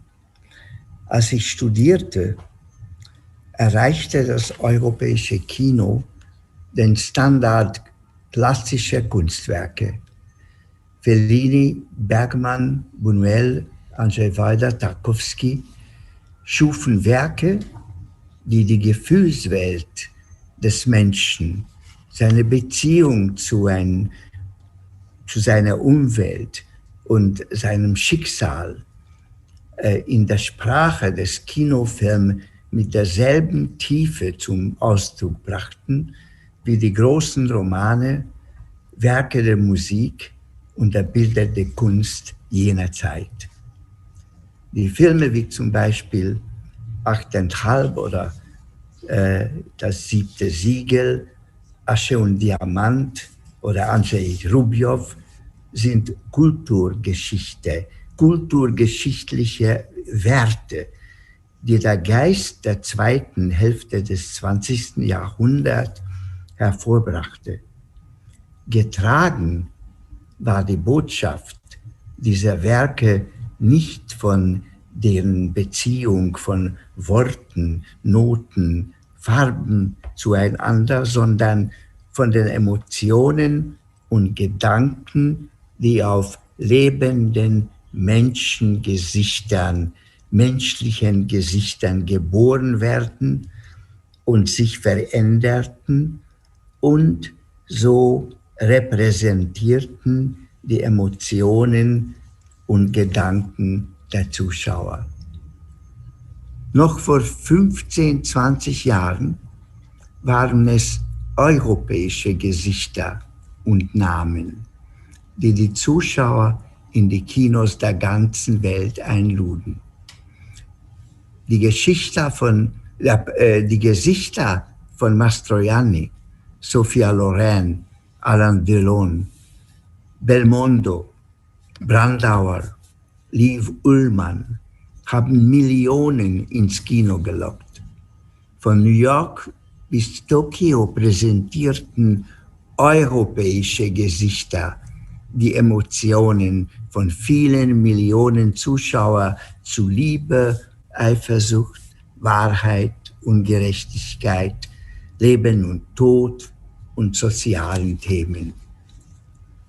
Was ist aus unseren Gesichtern geworden, dass wir das Interesse verloren haben, Liebe auszudrücken, wie früher das Gesicht von Mastroianni, Eifersucht, wie Liv Ullmann oder Monica Vitti, den Kampf für unsere Wahrheit, wie Belmondo. Was haben wir verloren Und weshalb? Oder was ist in der Welt geschehen, dass unsere Gesichter nicht mehr wie früher die Emotionen den Zuschauer in aller Welt repräsentieren? Heute sind wir nicht mehr interessant. Nur noch unsere Vergangenheit vielleicht, unsere Museen, unsere Schlösser und Ruinen, Kapitol, Akropolis. Sind wir vielleicht schuld daran? Vielleicht halten uns unsere Traditionen, unsere Erwartungen an die Kunst vom Wandel ab? Ich fürchte, das Gegenteil ist der Fall. Ich fürchte, dass wir, um auf dem Weltmarkt erfolgreich aufzutreten, begonnen haben, aus Zwangserwartungen heraus Mittel einzusetzen, die wir zum Beispiel in meinem Beruf für das Erfolgsgeheimnis von Unternehmen halten, die Filme für den Weltmarkt machen. Für die ist es ein aufrichtiges Geschäftsziel für den Unterhaltungsmarkt. Bei uns ist das ein verwirrter Versuch. Filme über die schwer zu lösenden Sorgen der menschlichen Existenz stechen daher unverkauflich in der Kategorie Artkino mit 50, 60 Sesseln fest. Und der Filmemacher, der sich daraus befreien will, versucht, die Mittel jener Filmindustrie zu benutzen, die ein kleiner Teil der Unterhaltungsindustrie ist. Aber europäischer Film wird nicht vom Markt, sondern von den Steuerzahlern finanziert. Die europäische Kulturförderung verwendet fast überall öffentliche Gelder.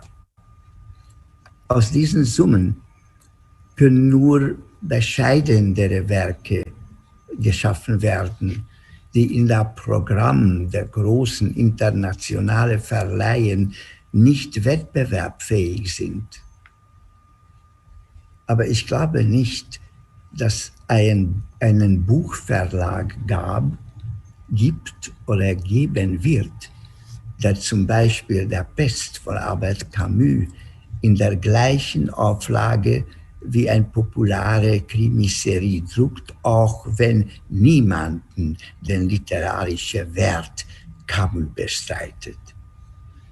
Deshalb denke ich, wir sollten an unseren Werten festhalten und trotz aller schnellen Erfolge auf Antigone, König Lear, die drei Schwestern oder gar auf Godot warten und, wenn Sie so wollen, auf dem Faden von Bergmann, Fellini, Tarkowski wandeln, nach Lehren aus unseren Geschichten suchen, so die Menschenwerte, die menschlichen Werte und Leiden unserer Welt aufzeigen.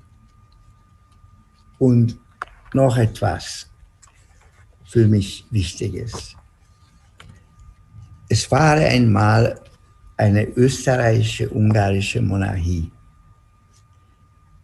Sie umzog Mitteleuropa mit einem Eisenbahnnetz, realisierte es und schuf an mehreren Orten ein Bürgertum,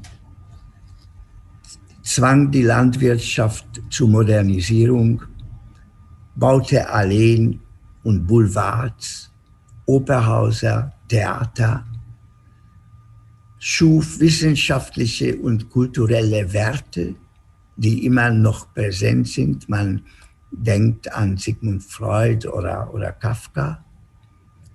Und sie zerfiel doch wegen der erfolglosen Nationalitätenpolitik. Serben, Slowanen, Kroaten, Rumänen, Slowaken, Tschechen, Ungarn wollten die Unabhängigkeit, eine Form der Freiheit, nach der sie sich seit Jahrhunderten gesehnt hatten. Und der unsensible Umgang mit diesem Wunsch hat die Monarchie auseinandergerissen. Natürlich ist es oberflächlich gesagt, es gab noch andere Gründe, zum Beispiel die Niederlage im Ersten Weltkrieg. Wesentlich war aber der Nationalismus, dessen Gefühlswelt sich immer stärker der Völker bemächtigte, und der Nationalismus, den in einen gemeinsamen Werte voreinander achtende Patriotismus zu verwandeln, nicht gelungen ist, wobei dies bei sorgfältiger Aufmerksamkeit und viel Verständnis vielleicht hatte folgen können. Das politische System eines Landes kann man an einem einzigen Tag oder über Nacht verändert werden. Wir haben dies bereits gelernt.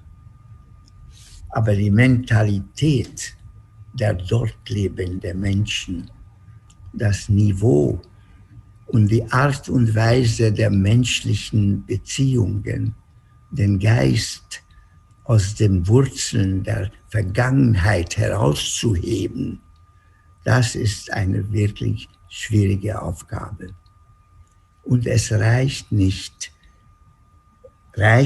aus, Straßennamen zu ändern und ein paar Denkmäler abzureißen und andere an ihren Platz zu setzen. Vielleicht ist es dies jetzt eine anstrengendere Trainingsperiode. Danke, dass Sie mir Zeit gegeben haben.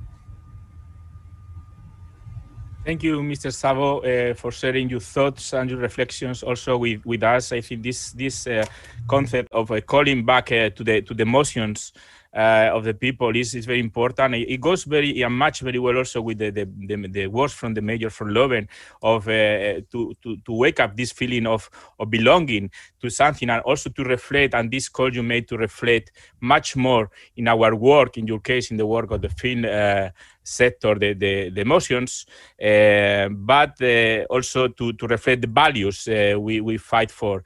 And I think it is also important to have and to consider that in other sectors, not just only in the film sector. So thank you very much. I'm sure you wake up many questions from the public. So I call you to the public to put your questions because we'll have a few questions moment at the end of this panel. But we still have someone with us that I would like to call to the stage. She's Nele Herlin. We already know her because she was there with us yesterday, but I would like also to introduce her because for me it's an honor to introduce Nele. He's former Vice President of the Academy of Arts in Berlin, member of the strategy group of A Soul for Europe, and I would say she's one of the souls of this conference from the very beginning, running for 15 years already, and she's already also someone who has created many initiatives like this to make people and to promote active citizenship. Nele, it's an honor to have you here with us in this panel, and an honor for me to present to you. The floor is yours. Thank you, Miguel. Thank you very much. I would start with a comment Volker Hassemer said in the beginning. We are on the 9th of November, and the 9th of November is today mostly remembered as the day of the fall of the Berlin Wall.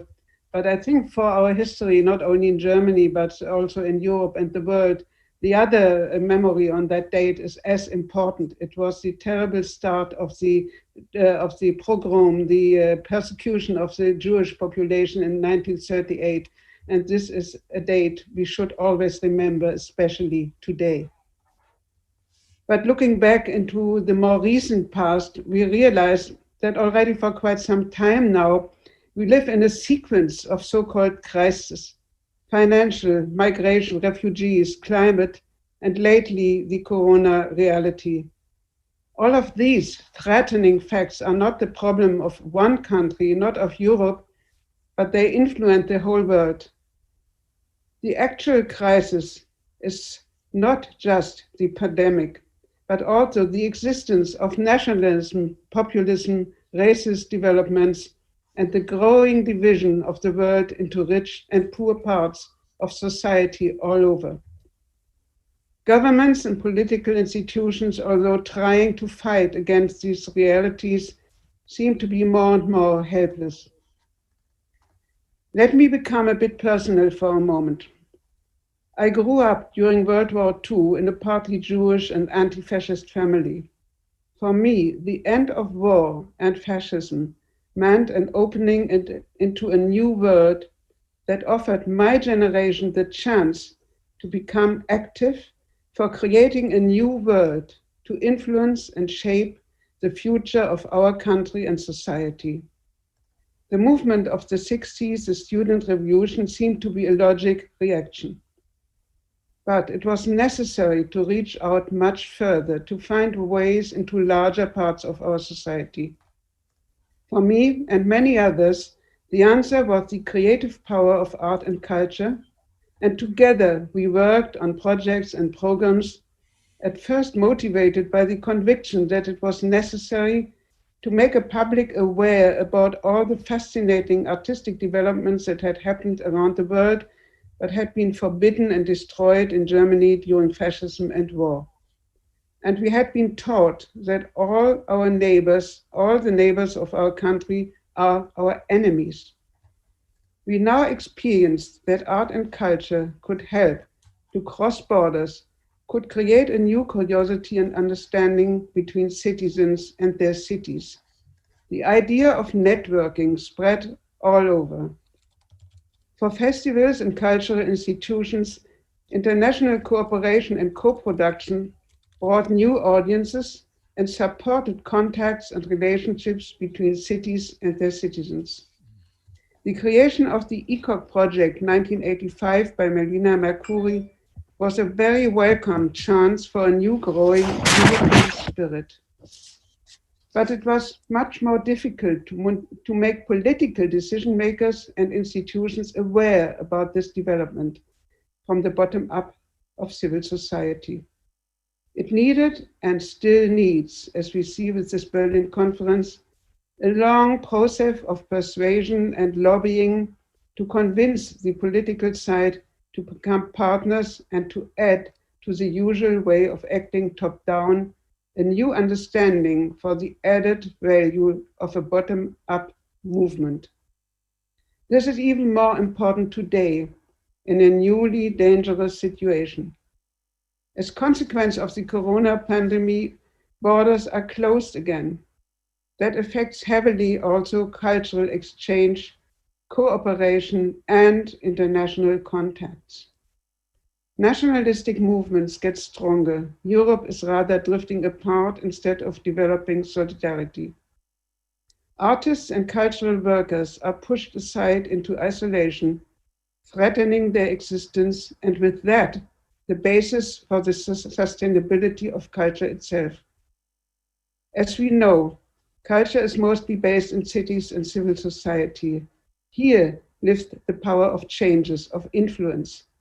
Citizens have to be aware about their chance. They have to accept responsibility, to lobby for a common future, to get active in that new bottom-up process. This is what we want to achieve with this Berlin Conference 2020, a new culture of common responsibility for a Europe bottom-up. The 2 days of our meeting have only been a first step. The real work has to start tomorrow. And I hope we can manage to get all these marvelous speeches we heard today, to collect it, to spread it about, and to then have the possibility to react on it much more than we can do in that short time we have this morning. So keep with us, keep on, and let's start together this process, which I think started in a very positive way. Thank you.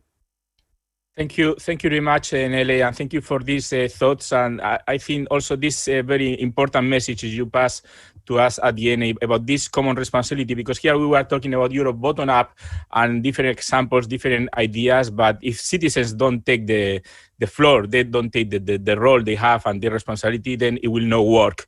So now maybe the most difficult part will go to Farid right now to summarize, or to pick up the questions from the public, because I see the chat is quite full. So I leave it to you. We just have a few minutes for the questions. Yes, well, we're almost out of time. I'm not sure if the mayor of Leuven is still there, Mohamed Ridouani, because it would be interesting to hear some ideas from him. But I think he has already left the chat because officially already we're out of time. But it was really nice to see how they were interconnected, the stories of Istvan Szabo when it comes to the importance of human stories. They're presented. And also I think taps into the ideas of the mayor when it comes to the sense of belonging and the role of local institutions and local governments to create a sense of belonging together with cultural institutions. So my question for the mayor would have been, how can you team up? What kind of strategies does he have to empower and to cooperate with the institutions on the local level and make sure that these sense of belonging and these human stories are being shared with each other? That said, I think we're out of time, so it's really important to go to the next session. Miguel, I think we had a great morning session. In the chat was a real conversation going on, so here we see the great bonus of doing a digital this year. Many ideas, many email addresses shared, many inspirations being shared. I'm sure the rest of the day will also be like this. So let's switch to Volker and to Catherine to present us the next part of the morning. Thank you very much, Farid. So let's go then to Catherine and Volker, and let's hope that the speakers can also maybe comment something on the questions they were put in the chat for them. So thank you very much to everybody, and Catherine and Volker will present the next panel. Thank you, Miguel, Farid, for this moderation. Thanks everybody for the contribution. We heard we are concerned, we are involved, we are aware, and we want to accept responsibilities. And as Nele said, it's the beginning of a process we invite for on this new culture of common responsibilities for a Europe bottom up. I think it's clear what we heard on so many beautiful personal and institutional levels today, that we want to take Europe bottom up serious. So what does that mean for the principle top down, the principle and the position of politicians? We invite you at 11:30 in 17 minutes to come back and have this conversation with MEPs that are present with us, members of European Parliament, former members, presidents of European Parliament. And last but not least, we are very happy to have EU Commissioner for Culture, Ms. Gabriel, with us as of 11:30 for this conversation. So take a coffee, 15 minutes, we are back for this conversation. Thanks.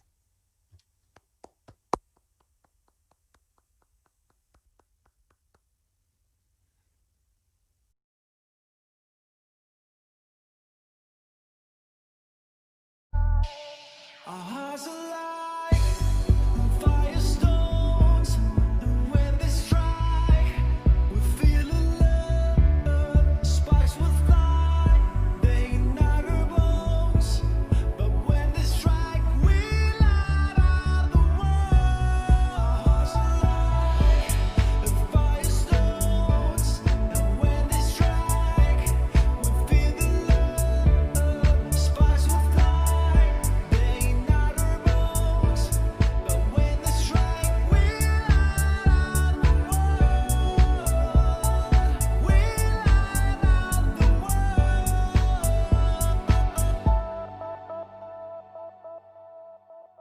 I'm from X, you're from Y, perfect strangers in the night. Here we are, come together, to the world we'll testify.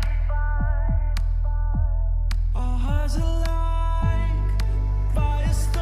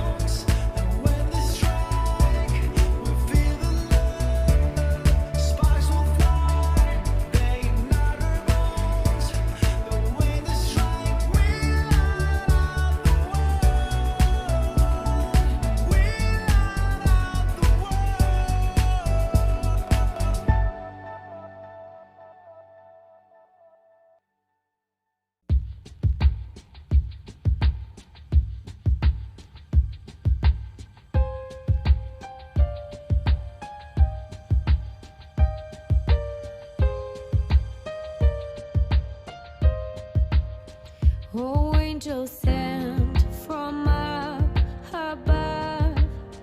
You know you make my world light up.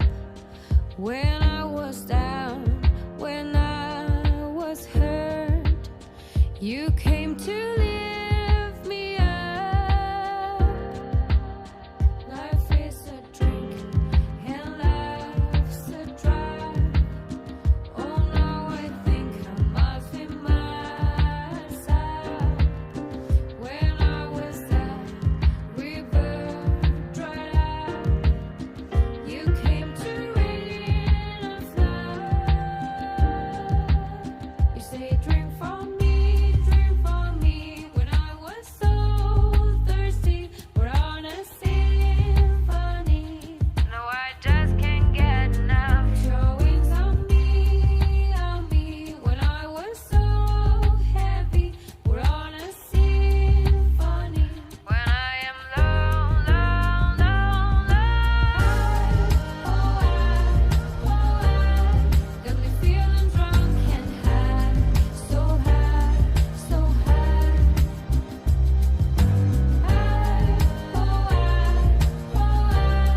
Now I'm feeling drunk and high, so high, so high.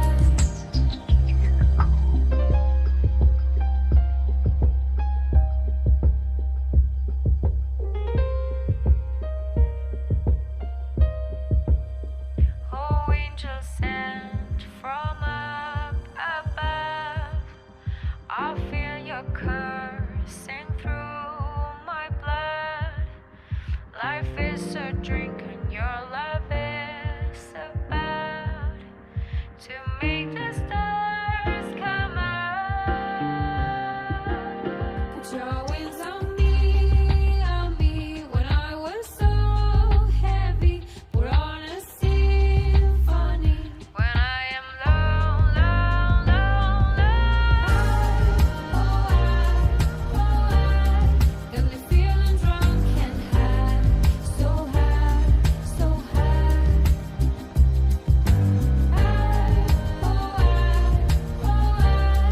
Now I'm feeling drunk and high, so high, so high.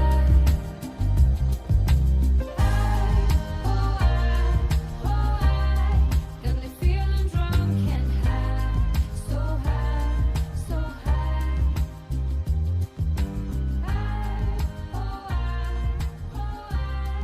Now I'm feeling drunk and high, so high, so high.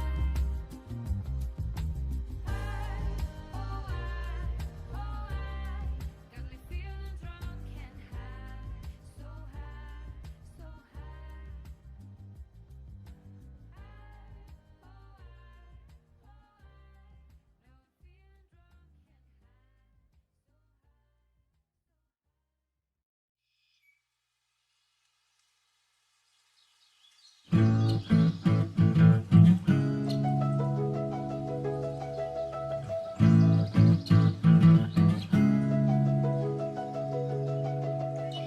I hear the drums echoing tonight. She hears only whispers of some quiet conversation. She's coming in 12:30 flight. The moonlit wings reflect the stars that guide me towards salvation.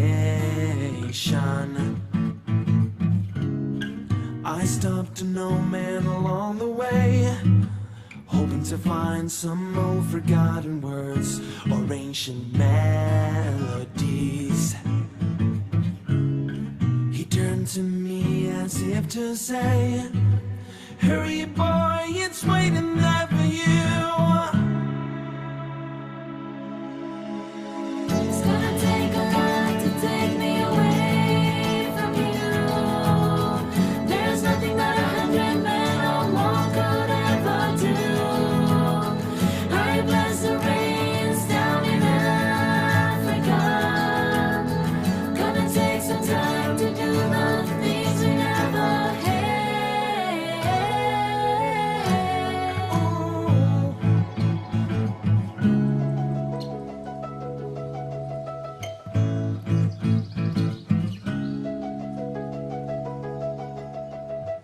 Wild dogs cry out in the night as they grow restless, longing for some solitary company. I know that I must do what's right, sure as Kilimanjaro rises like Olympus above the Serengeti. I seek to cure what's deep inside, frightened of this thing that I've become. It's gonna take a lot to take me away from you. There's nothing that 100 men or more could ever do. I bless the rains down in Africa. Gonna take some time to do the things we never had.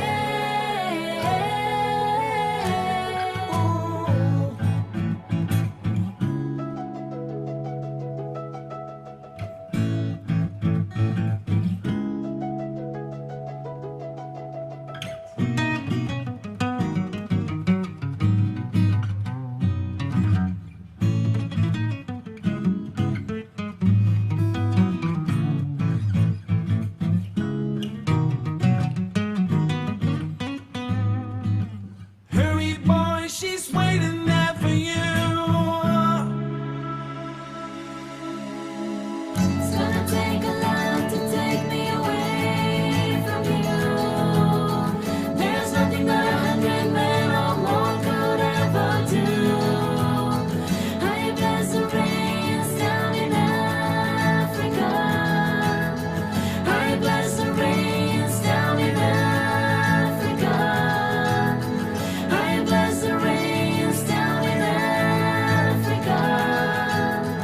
Gonna take some time to do the things we never had.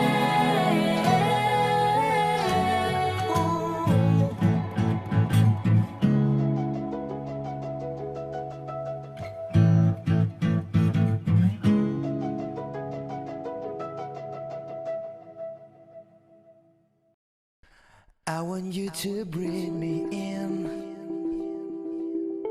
Let me be your air.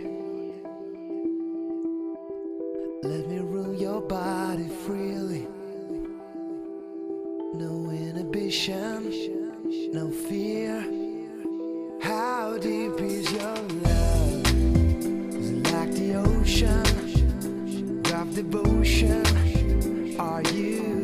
How deep is your love? Is it like Nirvana? Hit me harder again. How deep is your love?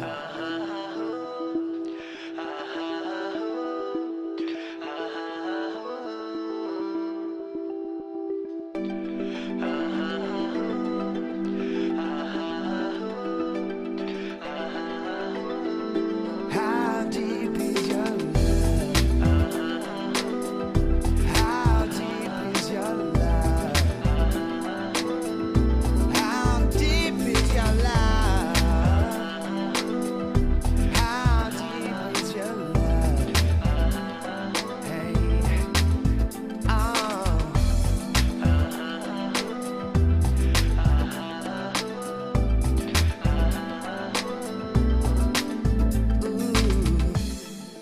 open up my eyes and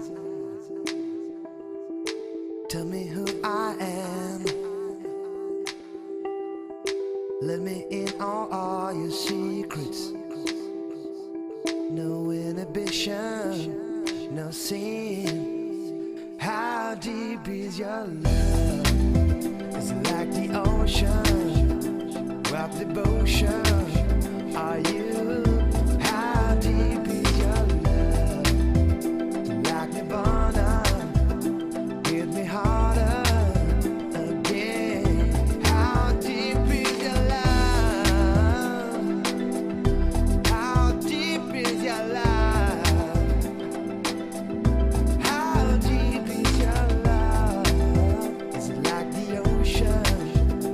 Pull me closer again. How deep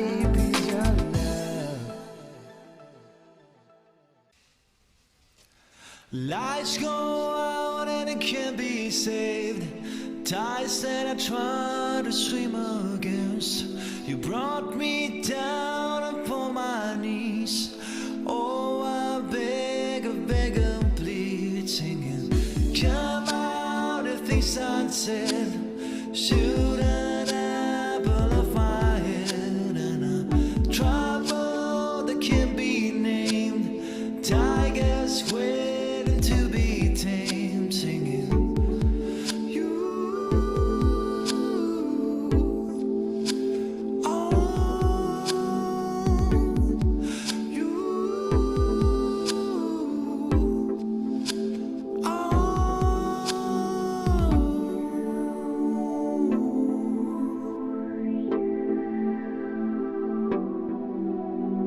Confusion that never stops, closing walls and ticking clocks. Gonna come back and take you home. I could not stop what you now know, singing.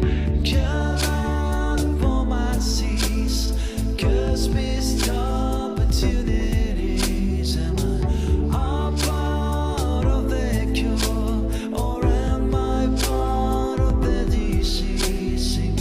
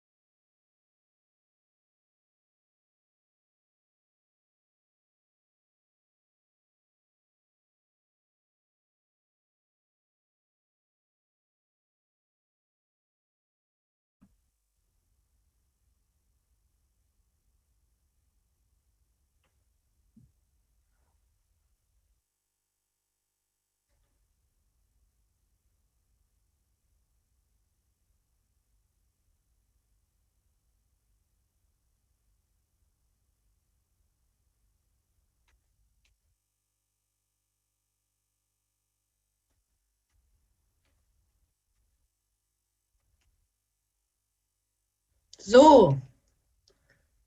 11:31 Uhr. Startschuss zur letzten Runde. Berliner Konferenz 2020 online. Welcome, ladies and gentlemen, friends, colleagues, mayors, members of European Parliament, former members of European Parliament. I see here on various screens. Fantastic to see you, have you in this Zoom space. Good morning, dear Commissioner Gabriel. Welcome on this historic day here in Germany, and not only in Germany, but in Europe on 9 November for the second day and final round of exchanges in this joint thinking of the Berlin Conference on what we call the new culture of common responsibilities for a Europe bottom-up. My name is Katrin Deventer. I'm the Secretary General of the European Festivals Association. And since 2004, IFA, and myself, we have been collaborating closely with the Soul for Europe as one of the co-producers of this Berlin conference, together with the initiatives We Are Europe and Cities for Europe. Yeah, the backdrop for these last 2 hours, 2.5 hours of this year's Berlin conference, I think couldn't be stronger for the talk on the necessity of Europe. Not only for this historic day, I mentioned it, on the 9th of November, but not only for the immanent situation of series of crises that we are facing, but also for a Europe under continual construction, a Europe as a peace project, a bulwark of citizenship, a bastion for human rights, a Europe that with its unique skills and methods of cooperation, of negotiation, has maybe a more important role than ever in the questions that the world is tackling today. And we heard many, many of these questions in the last 2 hours and in the last 2 days, to the inside and to the outside of Europe. We assume in this Zoom space today that Europe deserves our forces, our efforts, our ideas, and an influential dialogue partner to its member states, a powerful dialogue partner to other world umbrella organizations and global players, and a dialogue partners to cities, to regions, and to Europe's citizens. And this has been the topic in the last 2 days and is our topic today, Europe bottom up. Yes, we take this serious. There is a need for politics to do their job. That is what democracy is about. But we invite us to be strategic. Top down is not enough anymore. Europe deserves the contribution of all of us, of individuals. And that is what we take serious and what we try to understand. What does this really mean? And we have prepared proposals, topics, visions, concrete working steps, how civil society, how individuals, how civil society formats can prepare platforms, networks, and with responsible role of cities and regions can strengthen their role to work to enable citizens to participate and to proactively contribute within their local environment, in their public spaces, and by the extension also towards the concept of their public space, which is called Europe, in these last 2 hours and in the last 2 days here at the Berlin conference. And now this session is actually a platform where we will present and introduce and offer and invite you in particular, dear members of European Parliament, former members, and Commissioner Gabriel, to exchange what we call an action agenda for a Europe bottom-up. And without any further ado, I would like to give the floor to Dr. Volker Hassemer to introduce this concept of the action agenda for a Europe bottom-up.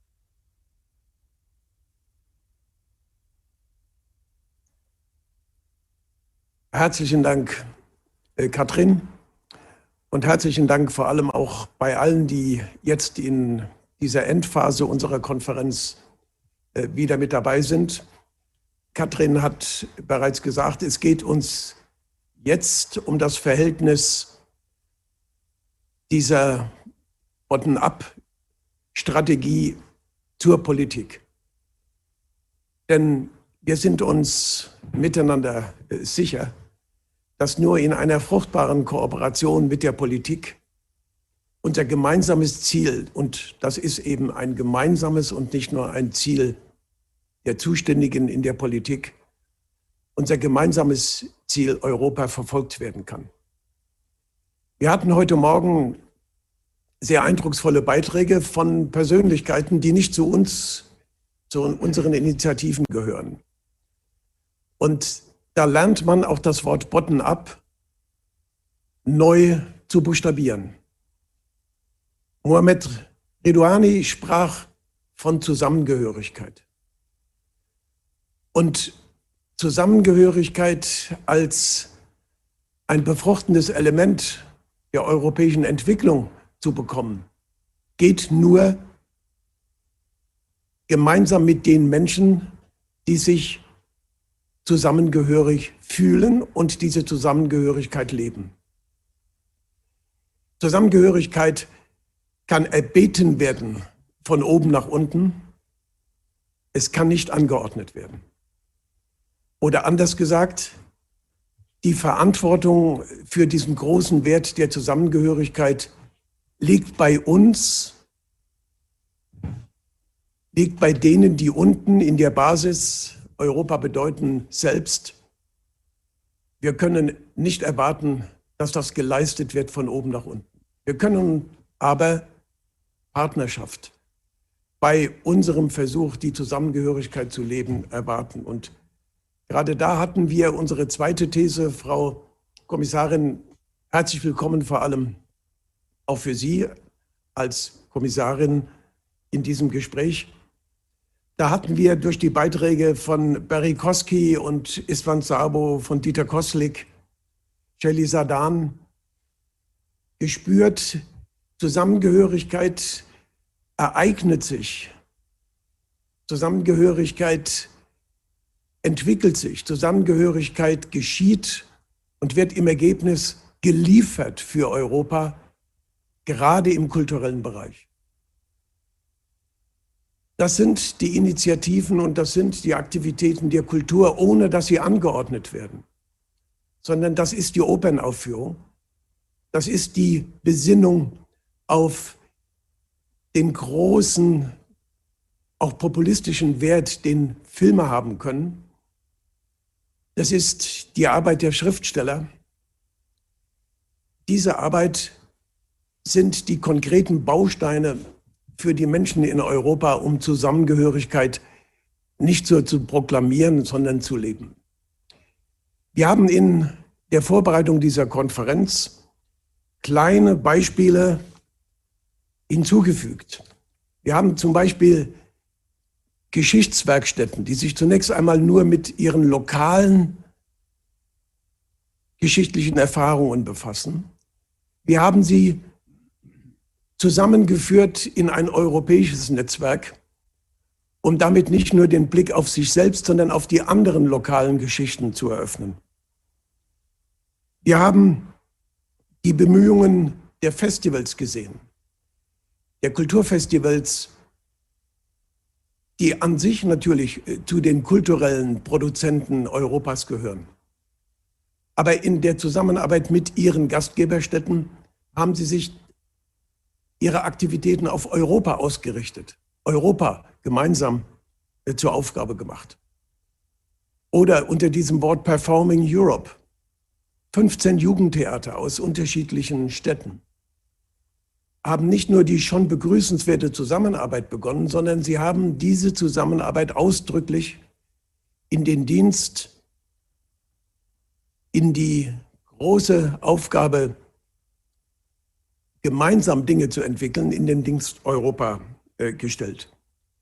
Oder auch diese fabelhafte Erfindung der Kulturhauptstädte. Was kann man mehr noch als nur, was schon viel ist, die jährlichen Ereignisse der Kulturhauptstädte aus dieser strategischen Idee machen, nämlich Kultur zum Hauptthema der Stadtentwicklung für eine bestimmte Zeit zu haben? Warum kann das nicht auch ein Generalthema der permanenten Entwicklung von Städten werden? Wie können Kulturhauptstädte mit ihrer Erfahrung anderen Städten helfen, einen solchen Weg zu wagen? Wir reden also, und erst dann werden wir glaubwürdig, nicht nur über ein Verständnis bottom-up der Gesellschaft, sondern wir reden von konkreten Aktivitäten, die wir fortentwickeln und noch anderen, die wir ermutigen wollen, um das, was das Gemeinsamsein, das nicht an Staatsgrenzen Halt machen, in dem Gefühl zu Hause zu sein, die das in konkrete Formen gießt. Und das machen wir selbstständig, das machen wir, das ist unsere tiefe Überzeugung, auch selbstverantwortlich. Das ist erstmal unsere Sache. Da bitten wir nicht die Politik zu sagen, wie wir es denn machen sollen, sondern da brechen wir selbst auf. Aber dann haben wir den Wunsch, vielleicht sogar den Anspruch, dass die Politik in ihren Möglichkeiten diese Aktivitäten wahrnimmt und, ich sage das auch so, in den Nutzen Europas stellt. Dass die Politik die Gelenkstücke bietet, um das, was dann gesellschaftlich auf diese Weise passiert, in eine Relevanz zu bringen, die nur die Institution der Politik besorgen kann. Politik also nicht als jemand, der uns die Themen und die Arbeit vorgibt, sondern Politik als jemand, der angesichts der Arbeit seine Partnerschaft leistet. Das gilt natürlich für die Abgeordneten im Europäischen Parlament. Ich finde, dieses deutsche Wort der Volksvertreter ist sehr schön. Sie vertreten nicht die europäischen Institutionen, sondern sie vertreten das Volk in den europäischen Institutionen. Und zu diesem Volk gehören, wie ich es geschildert habe, wir. Natürlich, Frau Gabriel, die Macht des Kulturellen wird immer wieder im Hinblick auf die Werte, auf das, was ich gerade beschrieben habe, von allen zitiert, auch von denen, die nichts mit Kultur zu tun haben. Sie, Frau Gabriel, sind der Sachwalter dieses großen Schatzes des Kulturellen in Europa. Und Ihnen, wenn Sie so wollen, bieten wir uns an als Lieferanten, als Vertreter und auch als Leute, die das Vertrauen derer, die Kultur repräsentieren haben, damit dieser Wert in Europa noch größere Wirksamkeit bekommt.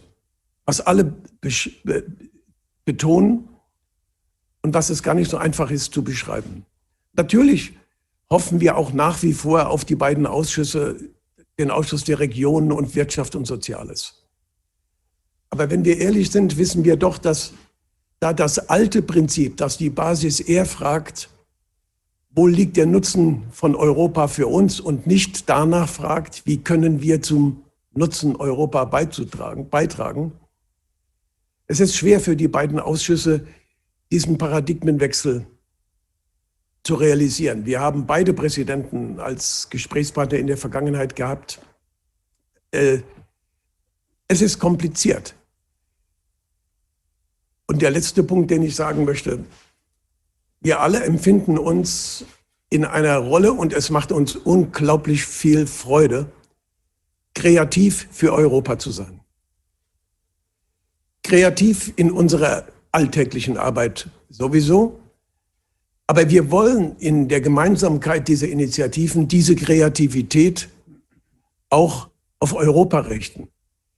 Wir in unserer Begeisterung für Europa wollen diese Kreativität nicht in unserem privaten Sektor belassen, sondern wir wollen, dass Europa spürt und erlebt und einen Nutzen davon hat, dass wir unsere Kreativität auf unser aller gemeinsame europäische Entwicklung richten.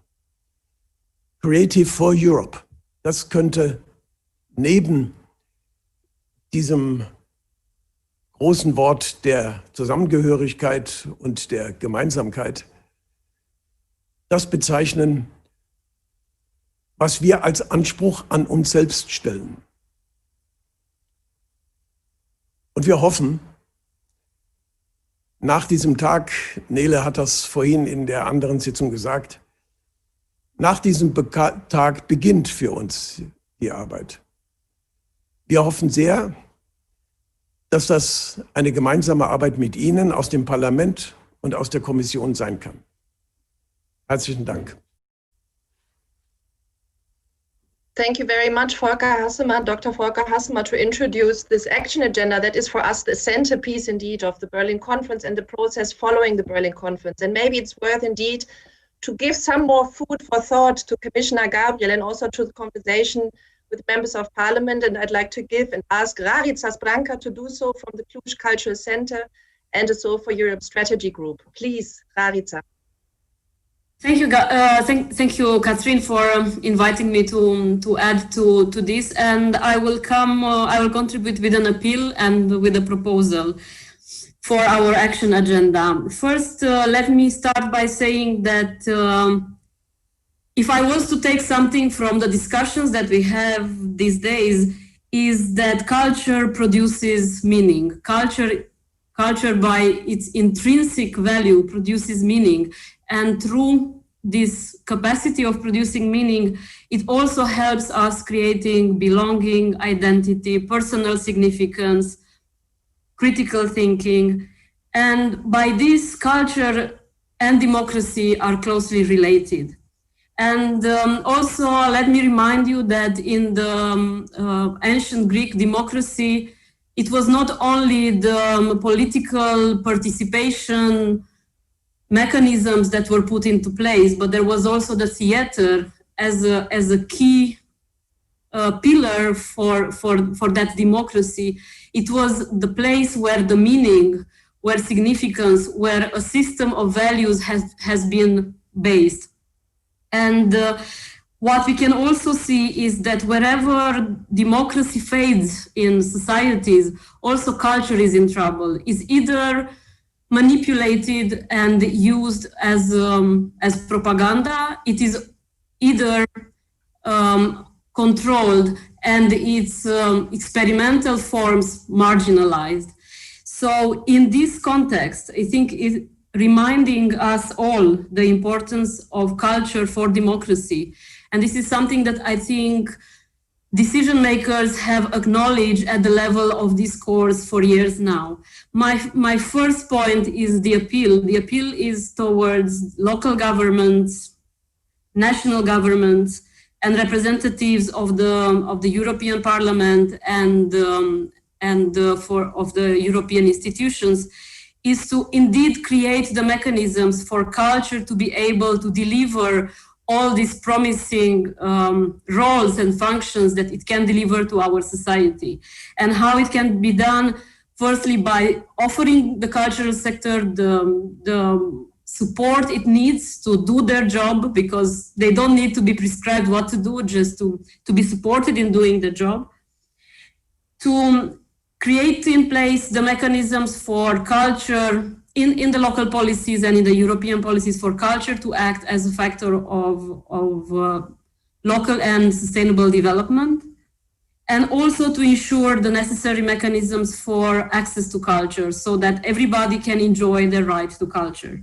And secondly, my proposal is a project that the Cluj Cultural Center that I work for is offering for 2021, together with a network of European Capital of Culture candidate cities called Culture Next.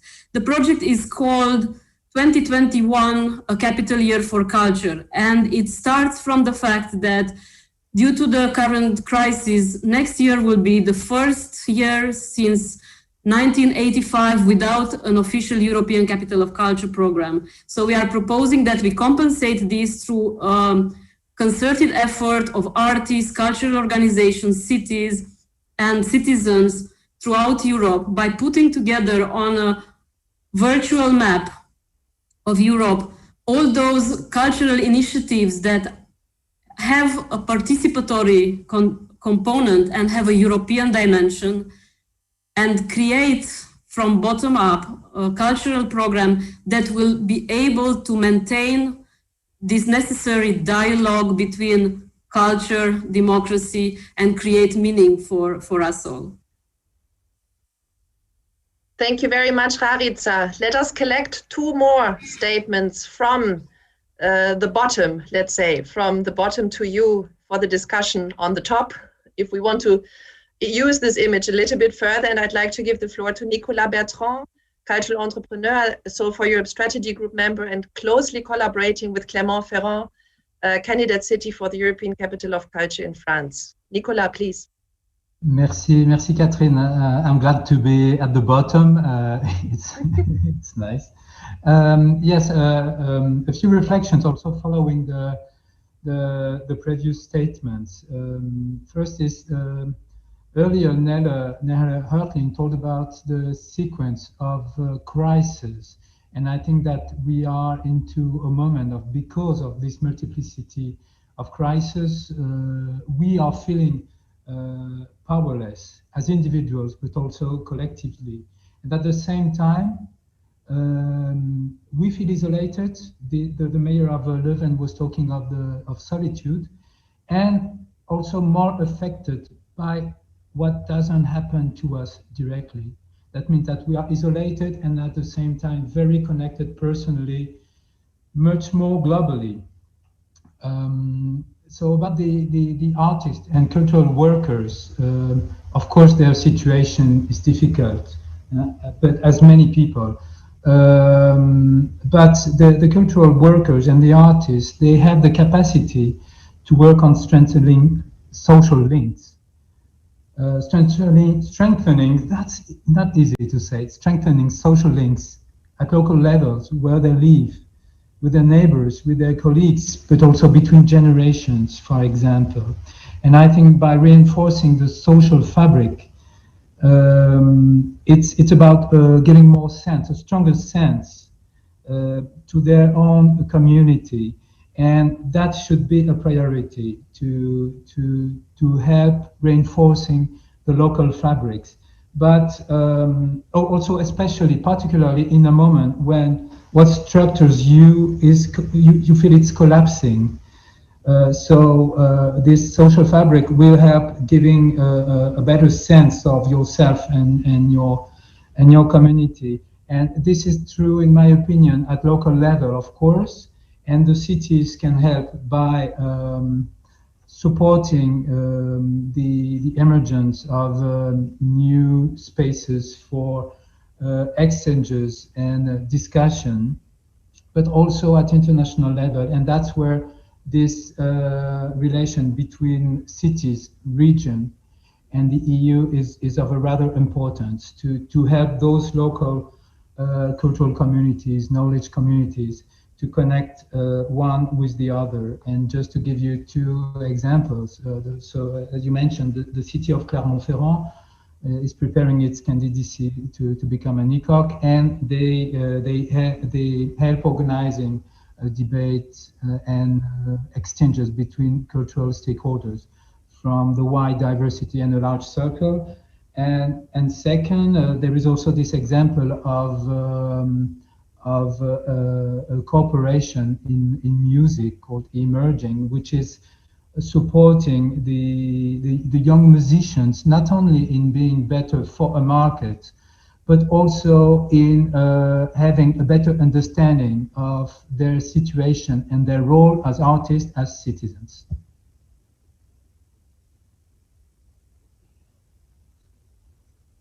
Thank you, Nicolas.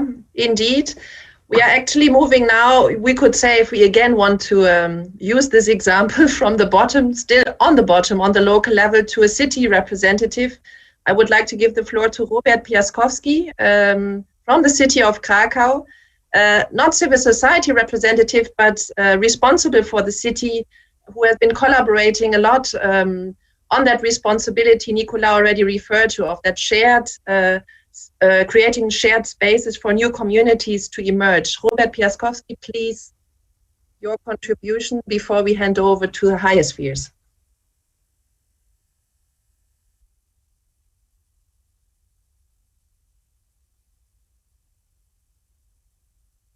Please unmute yourself. Okay, now I think you can hear me. Sorry for that. Good morning, everyone. I'm deeply grateful to be part of this transformative discussion. Like so much else these days, culture has reached a breakthrough point, if not a breaking point, for some critical areas. And I'm representing a city which spends as much as 5% of its budget on culture. This is one of the effects of ECOC of the year 2000. About 80% of the operating costs of almost 500 cultural centers and almost 80 different festivals are on the shoulders of the city. This is a great responsibility and an extremely fragile ecosystem. Saving this ecosystem today, its diversity and cultural and professional capital, is one of the city's most urgent commitments. Cities like Krakow have always been safe shelters, magnets for free minds, artists, cultural refugees seeking some basic conditions for the freedom of their artistic expression. And this role of a city as a creative asylum is an important approach, especially nowadays. Over the past decade, in particular, the rise of national populism, political propaganda, conspiracy theories, and deliberate systemic disinformation has exposed critical weaknesses in the fundamental relationship between cultural decision makers and real life priorities for culture in today's world, especially at the local level. In other words, the gap between the top-down and the bottom-up in culture has grown too far apart. This race of populism, isolationism, misogyny, homophobia is a painful reminder that even a notion as fundamental as diversity is a constant challenge for so many, especially for such wounded, fractured, divided democracies like Poland is. On the positive side, the recent mass protests in Poland, joined by hundreds of thousands of our country's citizens in large cities and in provinces alike, demanding fundamental rights for women and minorities, were one of the most fascinating examples of a festival of pro-European values. In order to add fuel to its Euroscepticism agenda, Poland's public TV, entirely under the control of the central government, suggested that these protests are being financed by the external forces, also EU. Without spending too much time on specific examples, on which there are plenty, let me focus on a fundamental difference between nationalists and democratic leaders when it comes to culture. Nationalists throughout Europe know very well how to use culture to trigger cultural wars and strengthen their own power in the process. Democratic politicians, by contrast, from left to right, have long ignored or undermined culture as a means of bringing cultural peace and bringing democracy out of the crisis. This brings me to one of the fundamental observations I would like to leave with you. Leaving culture entirely to the decision of nation states has proven to be a catastrophic mistake in some countries. In Poland, for example, even the most progressive institutions are now beginning to censor themselves on fundamental issues such as the rights of women and minorities. They are afraid of losing state or EU funding. Under such circumstances, it is hardly surprising, perhaps, that the culture of tolerance is being contemptuously described by the leading pro-government media as extreme leftism or anti-Polishness. Distribution of funds is decided by bureaucracies dependent on local political distribution. Unfortunately, European funds are not the exception because they are distributed by state agencies or regional agencies. An example, the region of Małopolska, which surrounds Krakow, has declared itself an LGBT-free zone. Krakow, in the middle of this region, in response, adopted the opposite resolution as the city that is clearly open to minorities. The ideological dispute between the city and regional authorities is not just a specific feature of Krakow. And the second area I would like to stress is that the profound change in EU language is also important. It has become too bureaucratic, generic, procedural, and abstract, hence increasingly distant and unrelatable. Today, above all, we need to reclaim a true sense of community in the way we talk about culture. Without the warm language, empathetic, Europe not only risks becoming too distant, a concept for people to relate to and feel part of, but provides powerful arguments for populists. So we must return to the discussion on fundamental values, such as the rule of law, human rights, tolerance, democracy, freedom of speech, and artistic expression.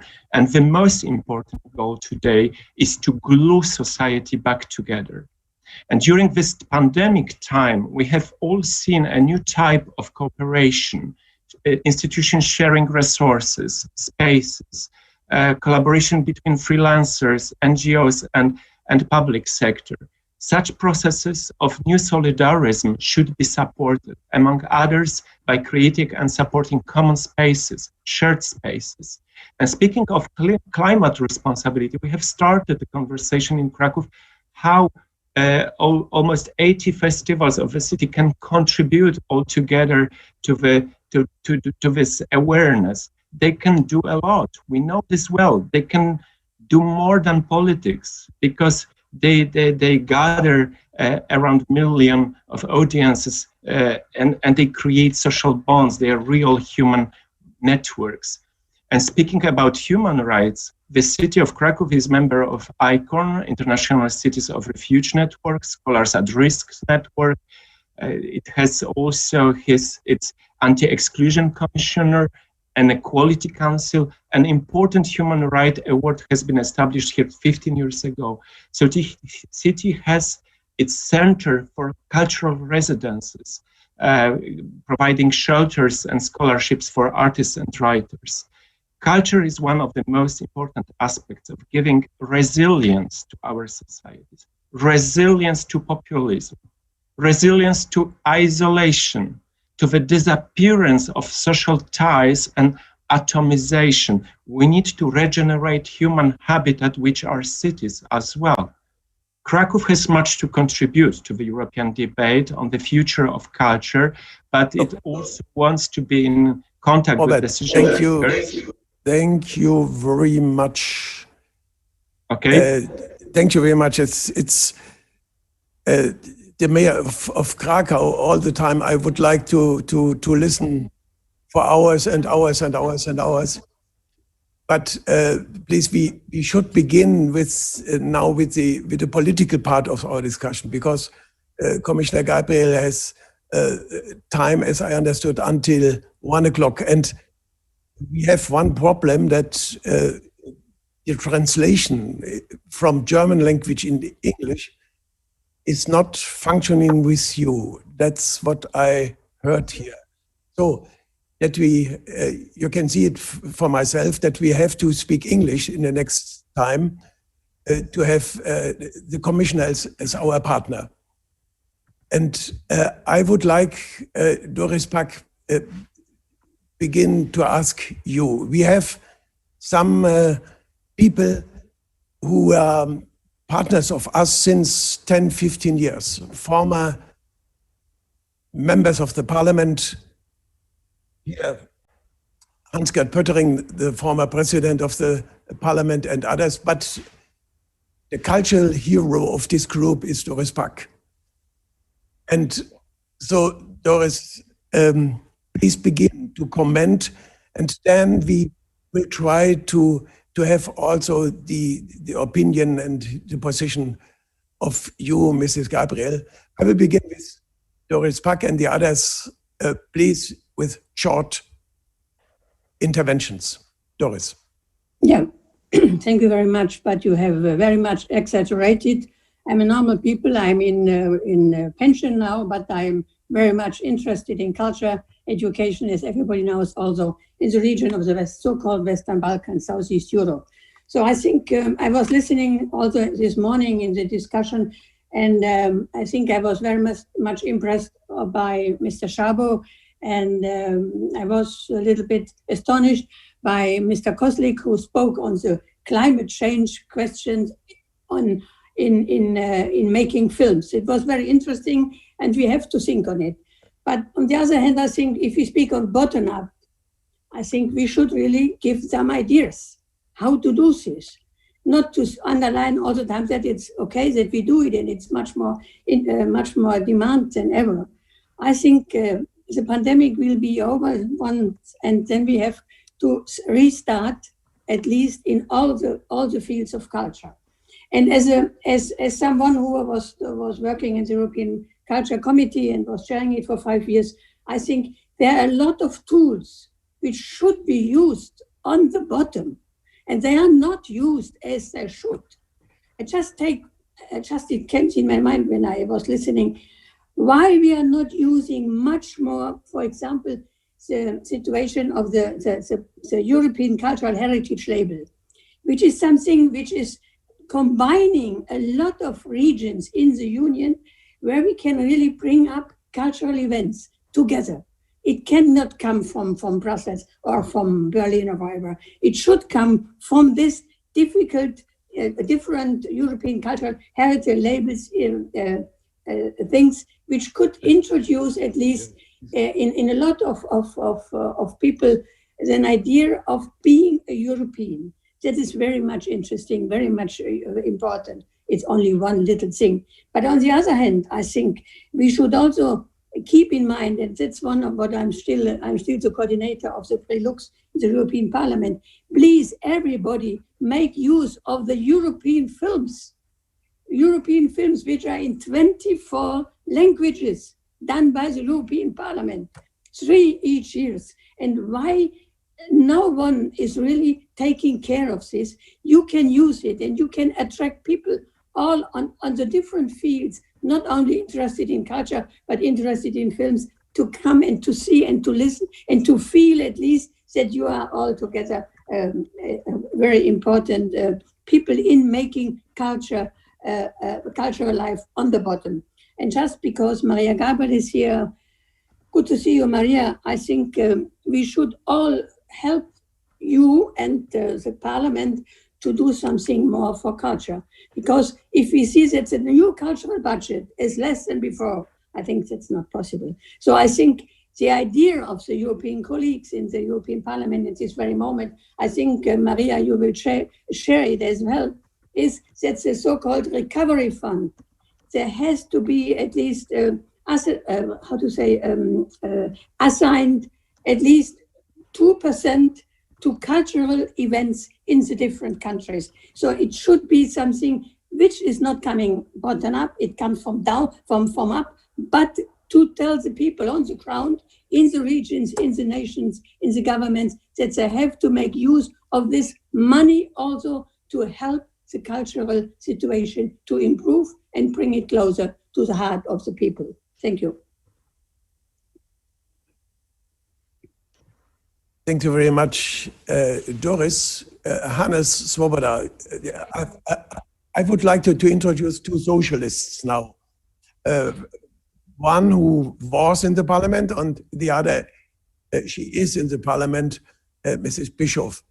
I will begin with the old man of the Socialist Party in the parliament. You are not a specialist for culture, but you come from Vienna, and everybody coming from Vienna is a cultural type.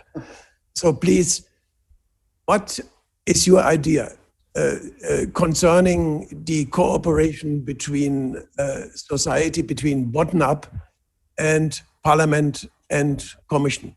What is your advice? Well, first of all, many greetings to everybody and to the former colleagues and former president, and of course, especially to Doris Pack.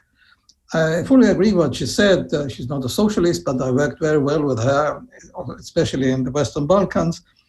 I think, taking also up what our Polish colleague said, culture can bring an enormous contribution to the integration of all the citizens and all the people living in our Europe. You know, 200 meters from here where I'm in my office in my home, we had recently a very, very bad terrorist attack. What we saw in that, for example, one police who was shot was cared for by a Palestinian and by 2 young guys with Turkish origin. They are also part of Europe, and they have been very brave because the people from the sanitation car didn't want to go to because they were afraid to be shot. So I think Europe has this big task of integration. We cannot prevent some of these crazy terrorists, but what we can do is to reduce all possibility of them being part of this more or less ideological and fundamentalist society. So culture has a big, enormous task, and I fully can agree with what Doris said, that it is also a question of money, not only of money, but it is also a question of money. Second element, again, what Doris said about the cultural heritage. We are working now in Vienna on a managing program for the cultural heritage, because we have some conflict about some buildings, and we were put on the red list. Now, if you think, everybody should know, and you mentioned it, Volker, Vienna is a multicultural city and has always been. People think if you speak about heritage, it's a national issue. But the national issue is, we have been very close to all the people of the Balkans. We have very good relation with Turkey in the past. And as I mentioned before, now these people are living here. And when they were interviewed in television, they said, well, I'm Austrian, I'm Viennese. My origin is somewhere else. But now I'm here. And therefore, to take up the heritage is to show our people who are sometimes very narrow-minded, no, our cities, our Europe is a broad concept, but it's a concept where we have to integrate these people and make them Europeans. And therefore, and this is my last element, we have to think that now many cultural institutions suffer, not so much financially, yes, financially, but they cannot, because of the lockdowns, they cannot present their ideas, their music, their activities. So there is an enormous task after the lockdowns and after hopefully this COVID is disappearing, or at least is lowering the threshold. We have to take up this issue of cultural activities, and it would be very good from the beginning to do it across the border. We have now in the United States, on the one hand, we have President Biden. On the other hand, we have a very divided United States. We now have in Europe the chance to bring Europe much more together and to show even the United States that division is not the subject, but unity and coming together. And the cultural level is the basic level for that.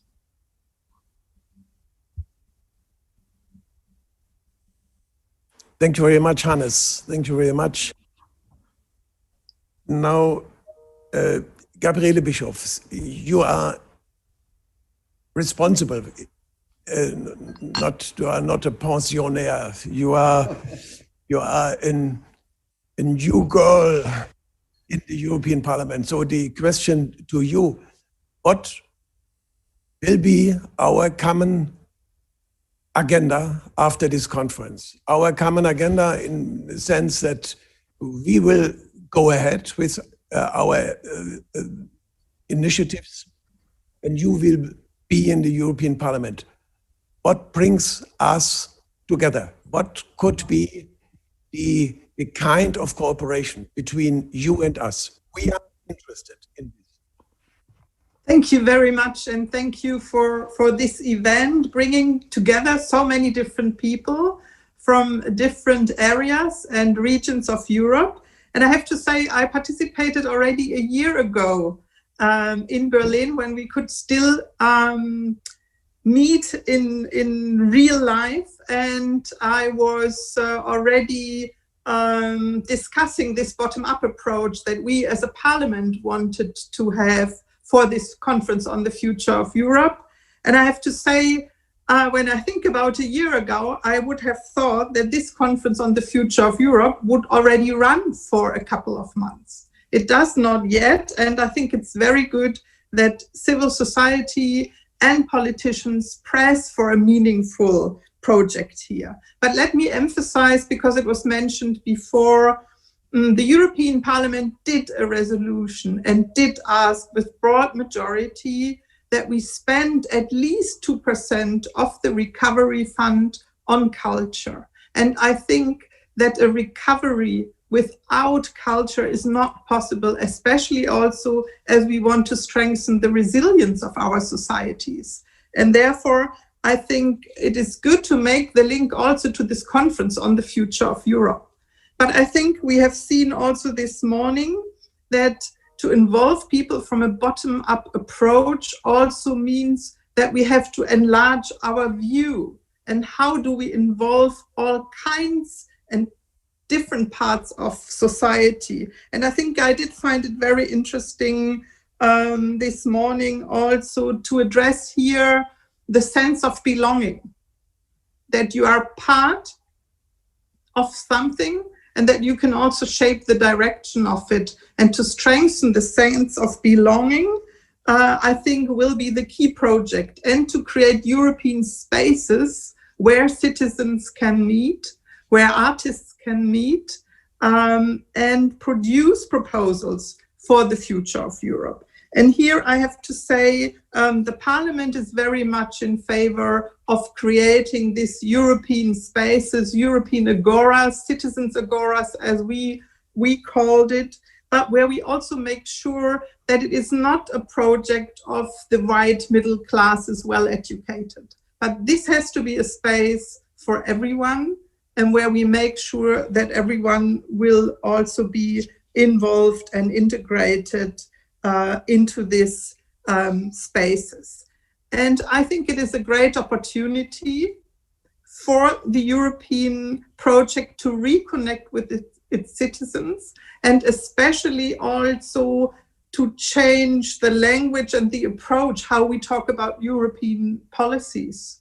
And we already discussed it last year here, for example, to engage with youth theaters, to have all parts of the cultural industry in it, especially also to address and involve young people into this. This is the great opportunity we see as a European Parliament with this conference on the future of Europe, and link the recovery and of our societies with this project, and come up with concrete proposals. But one last point I would like to raise: for us, the important point is not only to activate and involve citizens from bottom up, but we have to find new innovative ways where we also make sure that citizens that get involved know what happens with their proposals. When the cultural projects that start to be involved here come up with concrete proposals, what will happen to them, to these proposals? How will the political arena deal with it? And to give a clear feedback on this. This is something we can do in new innovative ways of citizens' participation, and especially with a very important cultural strand, a cultural part of this big conference on the future of Europe. Thank you very much.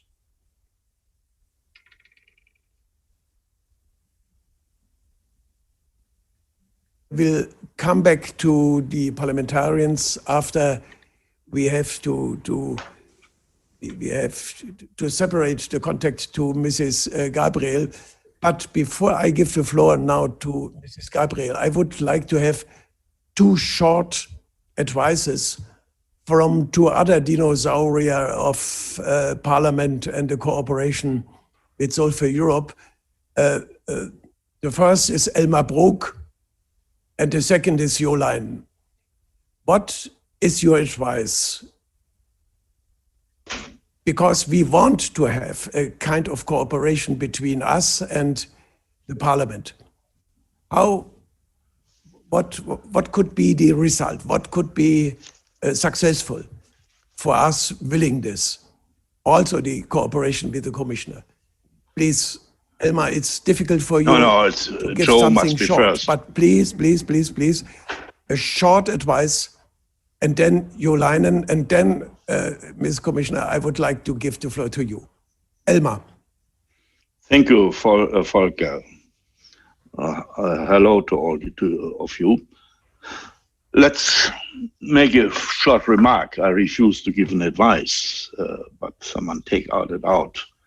All what I've heard, it's fine. And I think that we have to take also this approach that in the grassroots things have to be decided.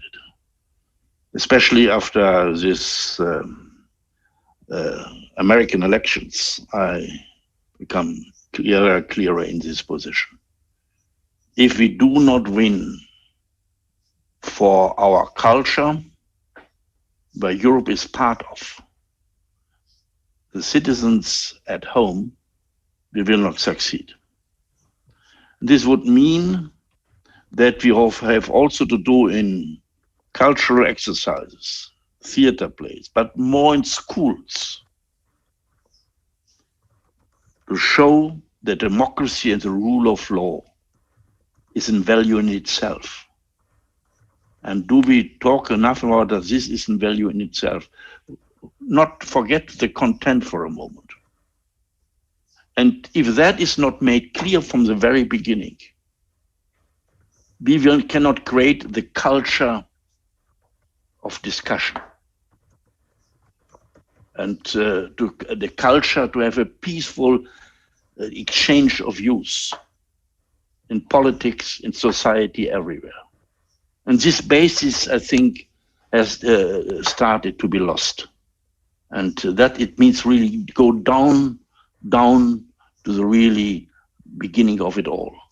And when we come from the European culture, which in my opinion is based on the capital of Rome, the Acropolis, and Golgotha, Christianity, Greek thinking, Roman order, and of the Enlightenment. These are the four cornerstones. If that is not clear, that shows that every individual alone has not the truth in itself, because nobody of us can have that. And this would mean that we have to accept the debate of the unperfect people. This is democracy and the rule of law. That is the debate of the unperfect people we all are.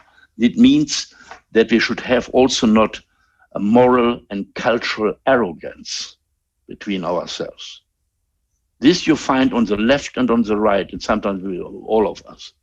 This means to be open, to make it very clear in theater, down to earth, in schools, that everyone who has an opinion has to know that he's wrong and that the other one is right.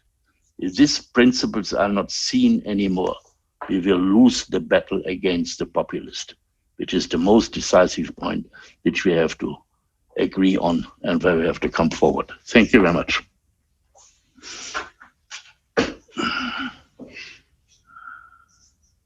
Herzlichen Dank, Elmar. Jolein, dein Ratschlag. Yeah, good morning. I'm really happy to see everybody being part of this Soul for Europe project since the very beginning. Now, 4 or 5 points from my side. I think Europe develops and exists through communication and meetings. And I myself, I'm an example. I had the chance already in high school to join somehow the European movement. So very young, I could meet young people from other countries, and that kept me alive till today. And then later, when I was active in the environment, so to work together in NGOs cross-border, and that applies to any other issue, and especially to culture. I mean, what is better to meet cross borders than through music, through films, through theaters? And indeed, I could only join the others that spaces have to be created that you meet people from other countries, and that's Europe. Now, we have in the new commission a commissioner for the European way of life. Maria, it's unfortunately not you, it should be you, but it's your colleague Shinas. It doesn't matter. I think the idea to put the European way of life on the agenda and in the forefront of what we are doing is so important. And we have since years worked on something like a European school book. Why not to have a European cultural book in brackets? So to develop what is Europe in a codex or in a book or however you do it, to make an exercise. Everything what Elmar Brok was saying and others, the development of democracy in Europe, the rule of law, the human rights. So our way of life in Europe, that this brings us together. Because the mayor of Krakow was right, the populists and nationalists, they have their language, they have their culture, which is negative. And one has to create a positive connotation of what we feel as European culture. My third point, there was the other day in the German Bundestag an idea that I took with me, In Great Britain, you have the Heritage Foundation, and they seem to have millions of members who support it voluntarily. And this member of the German Parliament was proposing a European Heritage Foundation with European Heritage volunteers. So to create an instrument where many people, especially young people, go cross-border to work on heritage sites and bring that, let's say, to a new standard. As well, we will see that after this pandemic, our cities will change. The city centers will change by all the home offices and so on. And to create, and somebody was saying it before, culture as a leitmotif for redeveloping our cities. I think there is a moment where we could do something on this level. And my last remark to Maria, I just was reading in the Treaty of Lisbon, the Article 167 and then the paragraph 4. And the paragraph 4 in this treaty says that the European Union, takes forward the belongings of culture as well in all their other political areas. And that should be a moment to come in for the recovery fund and the other funds. It's not only the small cultural fund which is there, but to integrate culture in, of course, the regional development, the tourism and whatsoever. Look into other budgets where we can take out pieces for what we want to develop with culture. And looking on the conference on the future of Europe that Gabi Bischoff was mentioning, I think we have to upgrade this Article 167. Being in the parliament, having been in the parliament, I know that the budget lines follow competence lines, and the cultural article is just an annex to all the other politics, and that's no more up to date. Thank you very much. I think this is a super thing for the soul of Europe, and hope to see you all next year again in Berlin. You should not wait until next year. We will include you in our common work beginning tomorrow. And as you know, that's not only work about ideas, it is also a work including work. So you have now the time to do this, and all the others we will include you. But we would like to include you, Mrs. Commissioner Gabriel, as well. What could be the common story of you and us after this conference? What could we do, you and we, to construct ideas and ways to cooperate, to help each other? What is your meaning about this? Thank you very much. First of all, ladies and gentlemen, dear friends, it's a great privilege for me to be here. Thank you very much for this part of the discussion that I have listened to with great interest. I fully support what was said. And if I have to identify two key concepts, that means first, common responsibility, and second, bottom-up approach. And these two concepts are extremely important to me, even more so when we talk about culture, which by nature is an outcome of collective set of behaviors. I will try really to formulate what we can do together. But first of all, I would like to say that you gave me hope, because I fully support your ideas, what you already shared with us. For me, it's really important that we continue to be focused on citizens, cities, and regions. That means that we already have some good examples, but we need to continue to improve the visibility of these projects. I'm thinking here in particular about 3 examples. The first one is our new European Cultural Agenda, published in 2018, that puts cities and regions at the forefront of innovative ideas. Second, the European Capitals of Culture, that has been from the very beginning a very successful bottom-up initiative. I very much pay attention here that we are not talking about the development of cities. We are talking about this citizens' sense of belonging to a common cultural area. Third, I would like to promote the visibility of some of our projects funded by Creative Europe. I'm thinking here about the Cultural Heritage in Action project that allow 100 local and regional policymakers to exchange knowledge on cultural heritage with a focus on participatory governance. I'm not sure that all our regions are aware of this project, so that will be good to identify the best practices and to see how we can spread them with the others. And I think about another project. I'm talking here about cultural and creative spaces and cities. You know, this project with 7 urban labs based in 7 European cities with a common goal to address local challenges and to find participatory and common solutions. And yes, Doris, I fully agree with you that we need to talk about European films. That's why I'm glad at least that when I was digital commissioner, we launched the first ever European directory of European films, the Lumière VOD. Now the question is to make it operational, because in this directory we have 35,000 European films for free, with free access. Now the question it will be how to transform this platform into something that is accessible for all our citizens.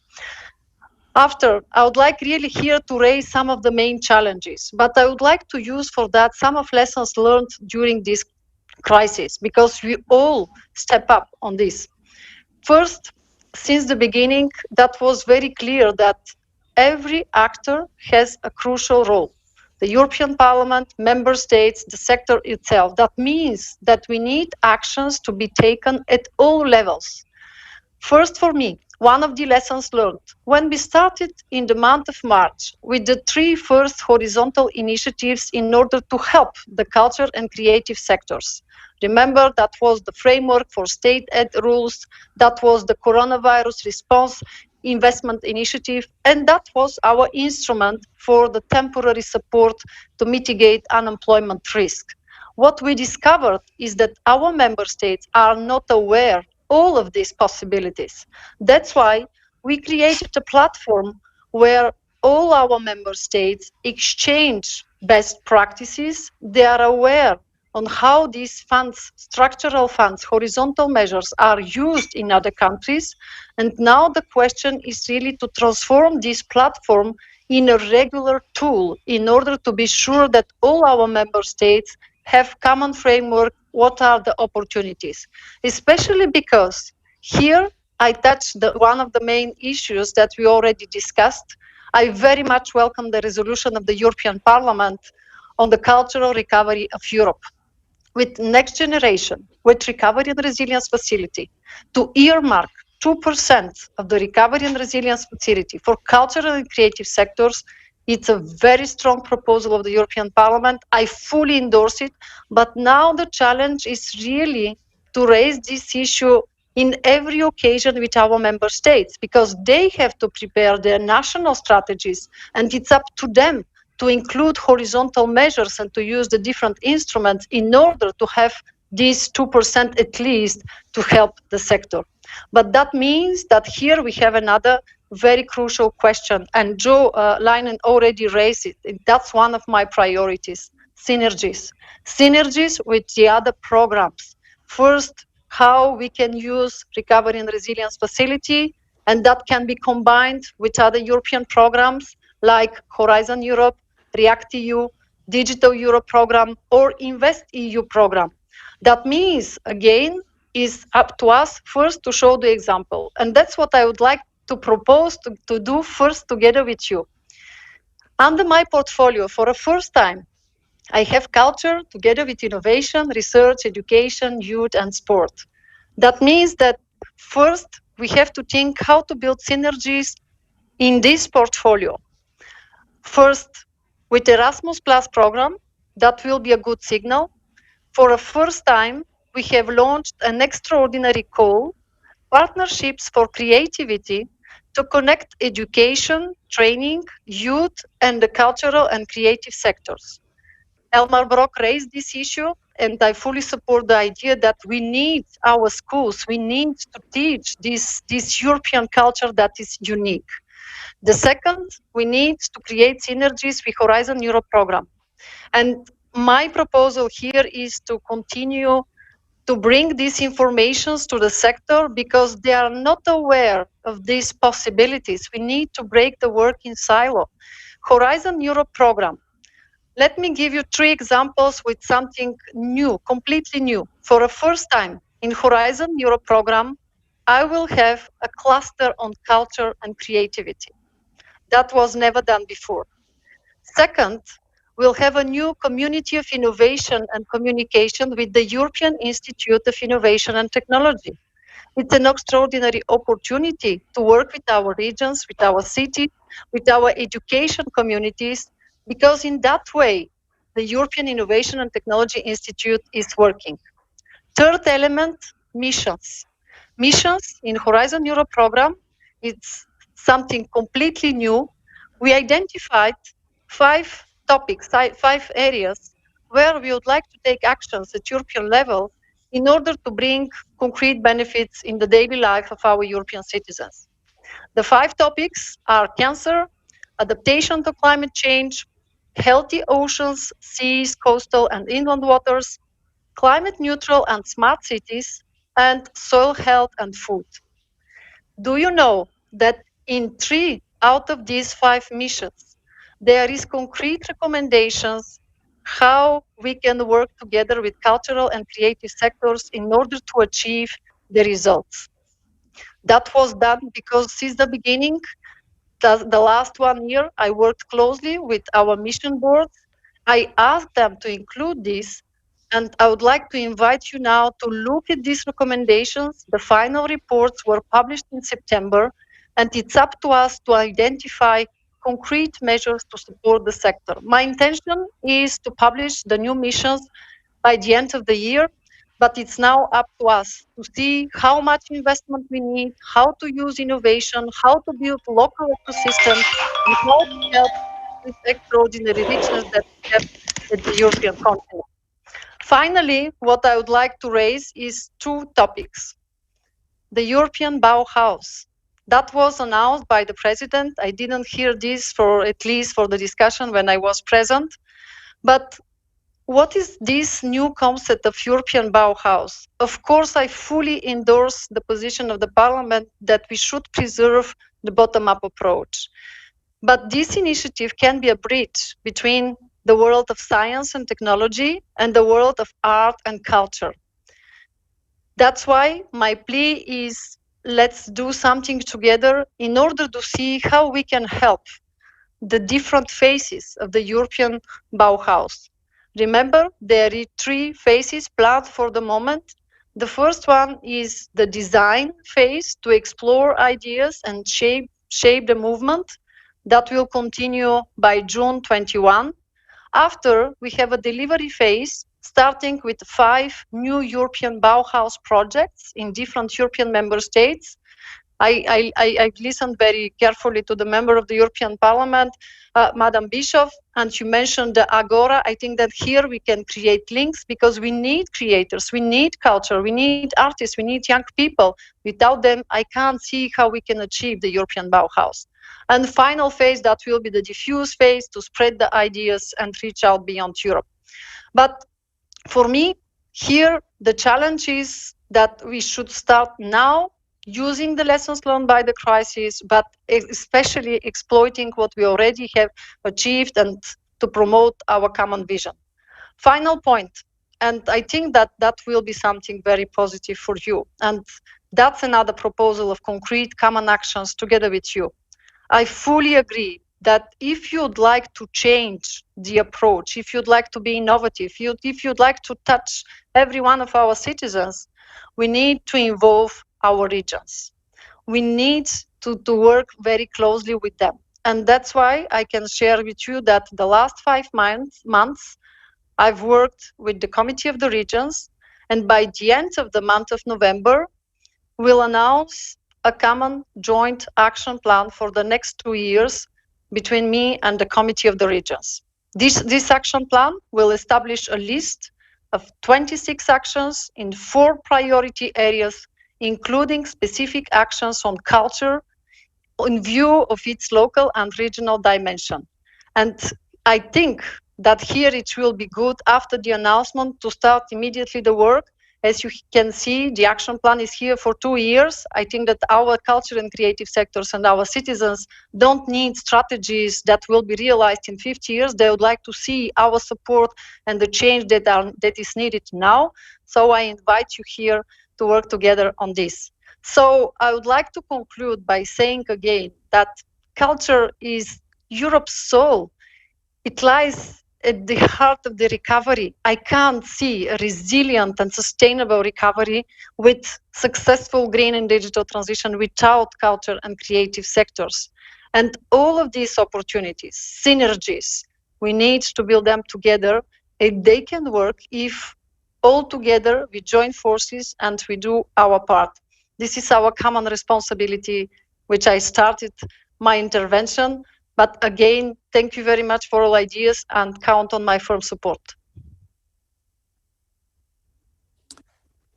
Thank you very much, Ms. Gabriel, for this openness, and that was really strong. We have now time for some questions and comments. Finally, I hope then for a second statement, perhaps from you, Commissioner, before you have to leave us. And I would begin with you, Hans-Gert Pöttering. You are not a specialist for culture, but you are a specialist for Europe. So what is your feeling? What is your advice? How are you impressed by this, what Mrs. Gabriel said? First of all, I can say that I'm very impressed, and I want to especially thank Volker Hassemer and his team for preparing this conference. And it's so good to see former colleagues of the European Parliament, Doris Pack, Hannes Swoboda, Jo Leinen, Elmar Brok, and Maria Gabriel. Maria, I don't know whether you are already a member of the Former Members Association of the European Parliament. If not, I invite you to become a member, because we need young members who have a great future, who are commissioners. So I want to invite you to become a member of the Former Members Association. And by the way, the Former Members Association has a campus-to-campus program. That means that former members go to universities and speak with students and so on. I think it was not such a nice comment of Volker Hassemer that he said, I have not a great knowledge about culture.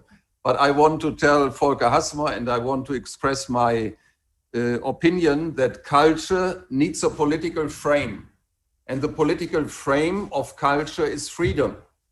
And Hannes Swoboda, I think Swoboda means freedom, if I understand this word correctly. And so we should, in the framework of this conference, and as Europeans, we should be aware about our identity.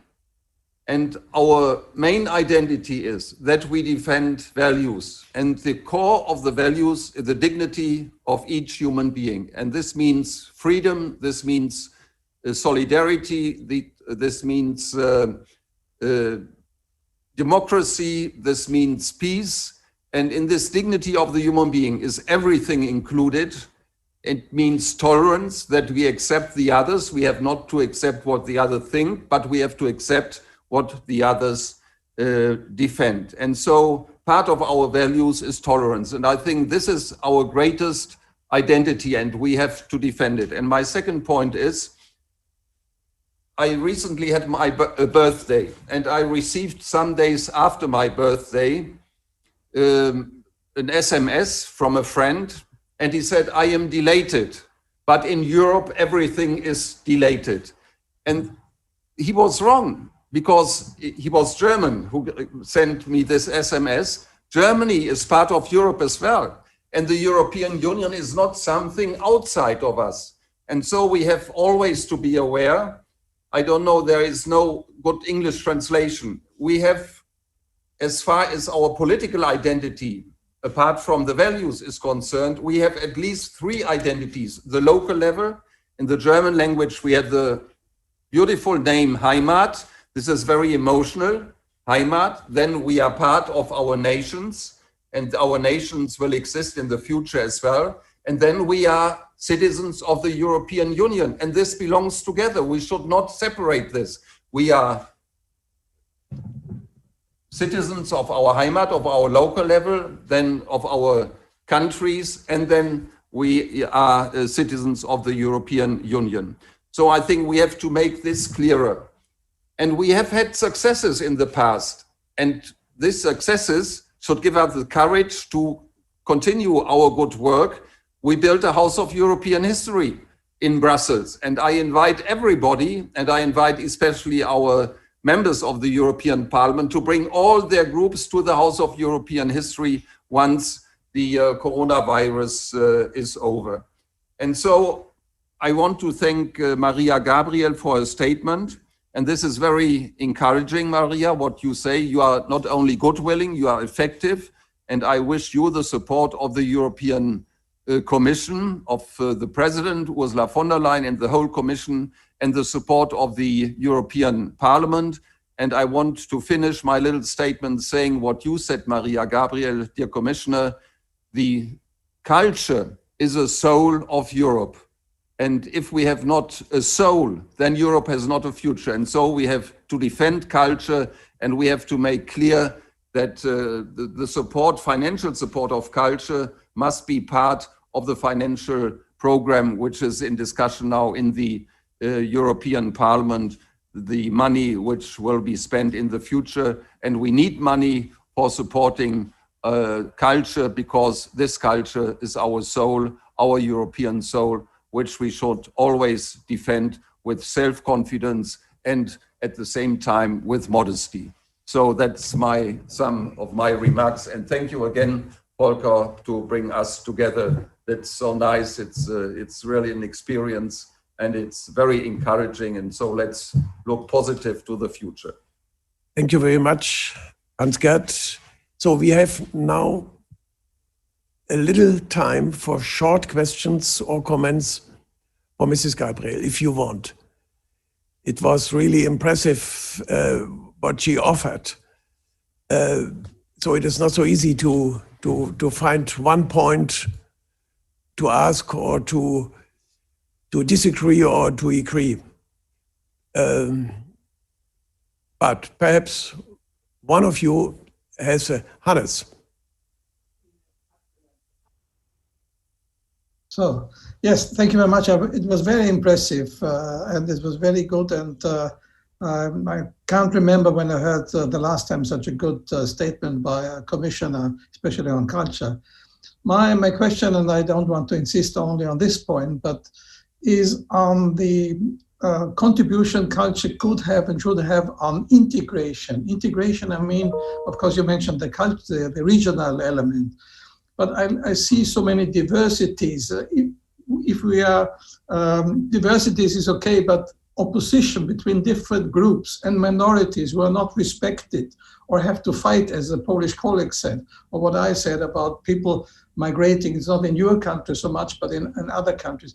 So maybe you could also take up this point of how culture can bring people together who have very different origin, very different ideas in the past, but can lead to what Hans-Gert Pöttering just said, to the common values we should represent, this European way of life you, Leinen, also mentioned. Maybe just a brief remark on that. Thanks very much. Thank you very much, Hannes Swoboda. Jolan, did you correct your camera or did you raise your hand?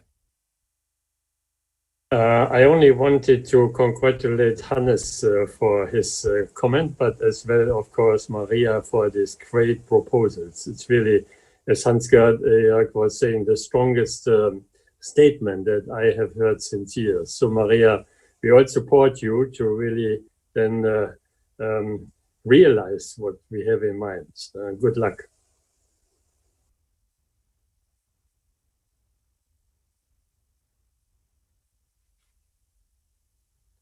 So Thank you very much. This is really glorious, Mrs. Gabriel, what you can register as comments. Do you have a final idea to in German to make the Deckel auf den Topf? What is Deckel auf den Topf?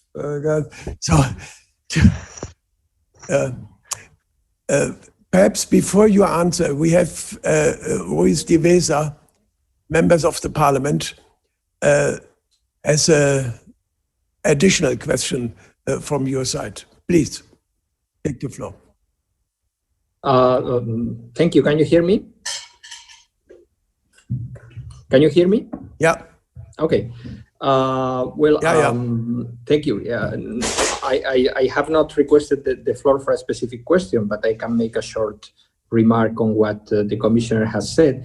I think it was said also by Robert from Poland that we promote pro-European values through culture, and the commissioner has said in the final intervention, in her final remark, that Europe is about culture. However, I think we need to be able to match our rhetoric. If we look at the objectives, the legal objectives of Creative Europe, there are many objectives: creation of links and networks, and and justification of the European value added in the field. But for example, there is no explicit goal of promotion of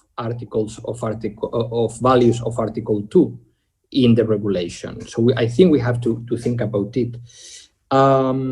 If we go back to the solemn Declaration on European Union of the European Council in Stuttgart in 1983, which is a very important declaration, you will see that we still have unfulfilled objectives here in the field of culture. There is a mention of the existence in this declaration of European history and culture. So if there is European history and culture, but culture is an exclusive national competency, who is in charge of European culture and history? If only member states are in charge, who at the European level is in charge? And final remark, I'm very supportive of the European Bauhaus project. I think we should turn this project into a cultural union and precisely incentivize all cultural creators and workers that are willing to promote European values through culture. I know that probably traditionally the Commission has been very shy in not looking like we are promoting some sort of official, culture. But I think while we should respect and be tolerant of anti-European views or people that don't believe in the values of Article 2, tolerance and respect for contrarian views is not the same as being neutral. We cannot be neutral because the European project by definition is pro-European. So this is why I think we can be more proactive in this field. And as Jolainen has said, the conference on the future of Europe is a perfect moment to reflect on giving more power at the European Union level in the field of education and culture, at least in the European dimension of education and culture. And with full, by the way, we need to have not just citizens agoras, but also civil society agoras in the conference. Thank you. Herzlichen Dank. Ich habe jetzt noch eine Frage von Roger Casala. Thank you very much. It's Roger Casali from New Europeans. And I'd like to ask Commissioner Gabriel and also Gabby Bischoff, please, when do they believe that the Future of Europe conference will begin? And when it does start, how will they see the contribution of many networks and initiatives that are already talking about the future of Europe, such as Soul for Europe, but also one might mention the platform Citizens Take Over Europe, Europe Future Fringe, and initiatives like Black Lives Matter that will be operating outside the formal context of the conference.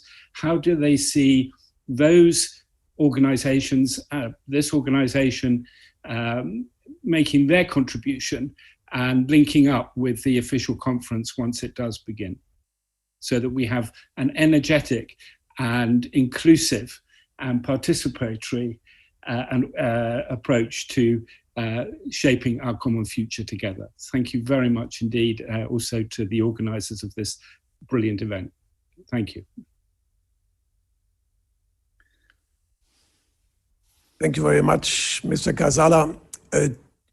We have now, Mrs. Gabriel, the last contribution of you, but we will invite you to continue our discussion after this last contribution. It will not be, I'm convinced, the last contribution of you, for us, but it is the last contribution today. So the following contributions will be after the conference, I'm really convinced. But now, Mrs. Gabriel, and then we have the opportunity to accept other voices concerning Europe bottom-up. Mrs. Gabriel. Thank you very much, Mr. Hesmer. It's a privilege to work with you. Now, I would like really to ask very briefly to some of the questions. First, that was Hannes Svoboda. I very much agree that we need, on one side, to popularize the projects that we already have and that are showing how cultural and creative sectors are contributing for the integration. We have thousands of projects under Erasmus Plus with examples. I'm always thinking about one of the last projects that I have seen with Portuguese artists, how they can contribute for the integration of migrants. And we have a lot of projects like this. My proposal now is to increase their visibility, but on the other side, to use the opportunity that the budget for Erasmus Plus will at least double, because you know how much the European Parliament is involved in this, but we need more projects.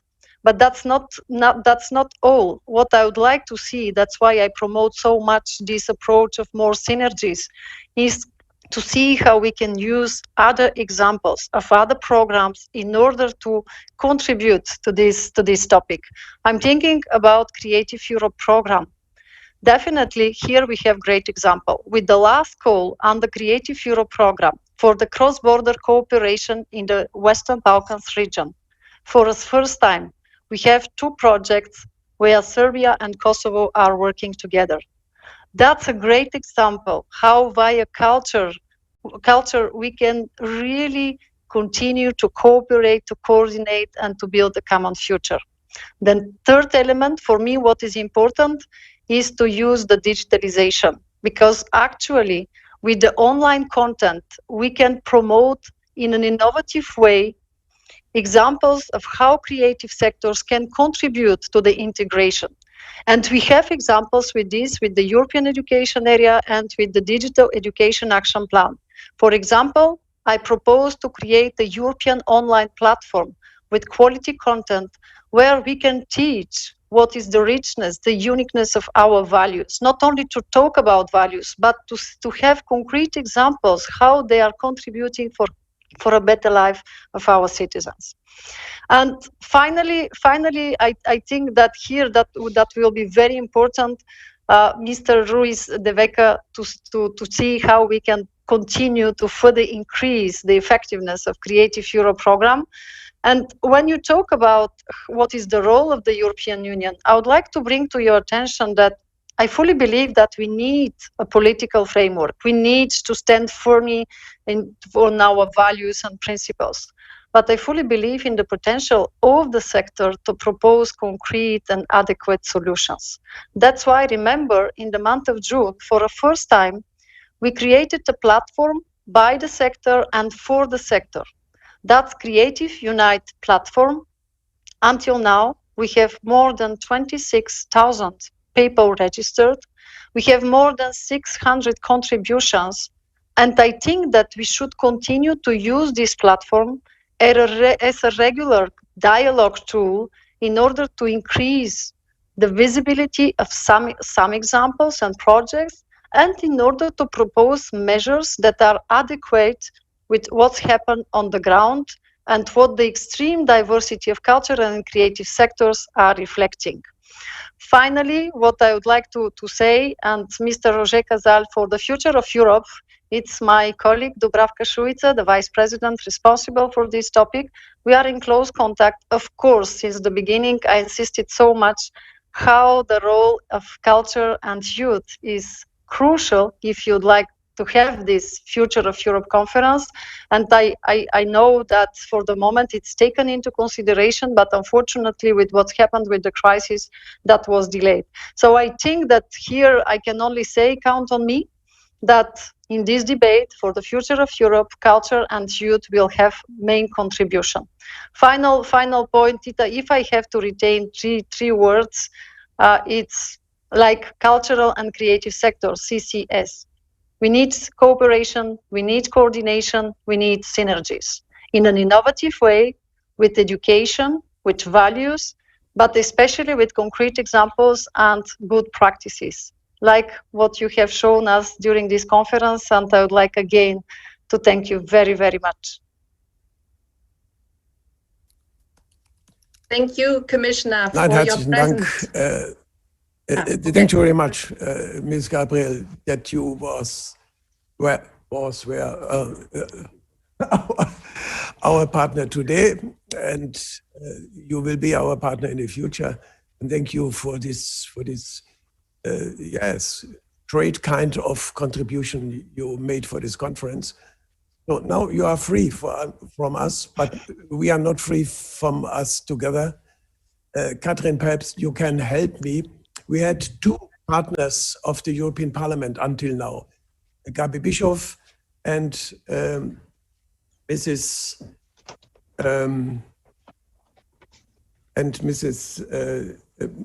Gabriel Bischoff and Dominic Cruz de Vesa. On my paper is Manuel Heide. Is Manuel Heide one of the partners of this? Hannes Heide, I'm sorry, Hannes Heide. Partner of this conference. I try to start my video. Yes, okay. He is. So you are fresh for my question concerning the European Parliament. We spoke the whole time about the commissioner, but the democratic basis of Europe is the Parliament. Hans-Gert Pessering would agree with me. So it's the Parliament. What could be, Mr. Heide, the consequence for personally members of the Parliament for such a work we try to begin today? The floor is yours. So I was listening very carefully to the words of Commissioner Gabriel, and I was quite optimistic when I heard what she was talking about. And I'm sure she needs every support of the members of the European Parliament, of members of the cultural committee like me, of the cultural sector and the civil society. Because what I have to say, if you look at the cultural policy in the European Union, you cannot have a very optimistic view. I just want to mention that the only European fund that was designated for culture is Creative Europe. And Creative Europe has a limited budget, and it's about 209 million euros of the European budget for culture in 28 member states and 8 associated countries. And if you take this amount of each year, or you have each year, then it are the running costs of some cultural sites like the Opera House in Paris. So we need to strengthen all the European programs and initiatives concerning culture, like Creative Europe. The European Capital of Culture has been mentioned. There is no budget except the Melina Mercury Prize for cities that get the title of an European Capital of Culture. We need more support, more budget in the European Heritage label. Music Moves Europe. It's also a question about money and not only the attitude we have. And my impression is that Commissioner Gabriel is an exception, but I think there is not enough attention for culture at all in the European Union. In the strategy, or in the Europe 2020 strategy, culture is no subject. We had the European Recovery Funds. At the beginning, culture was not part of it. I'm very happy that it is now a part of it. So there has to be a common framework for culture in different programs. And there was also a report of the European Court of Auditor that said that the coordination between the European funds for investments in the cultural sector is only limited. So I agree, culture is the heart and soul of Europe, but it should also be in the brain of Europe. This is one of the things or the ideas I have that has to be considered. I also want to mention the European Capitals of Culture, because I'm not only a member of the European Parliament, I was mayor of the city of Bad Ischl till the end of the last year. And Bad Ischl, with 14,000 inhabitants, and the region around the Salzkammergut will be the Austrian capital of culture, European capital of culture in 2024. And this is for the first time that a rural area will be European capital of culture, as far as I know. And if Europe, the European idea, the European Union will be, or wants to be successful, then we have also to think about development and culture in the rural areas. Because if you watch, where has Brexit been decided? Not in the urban centers. It's in the rural areas. Where is the amount, the percentage of Euroscepticism, of nationalistic ideas highest? Then it's in the rural area. So Europe has to be felt in the rural area, and people have to be attracted and affected by Europe in the rural areas as well. And this can be done by culture.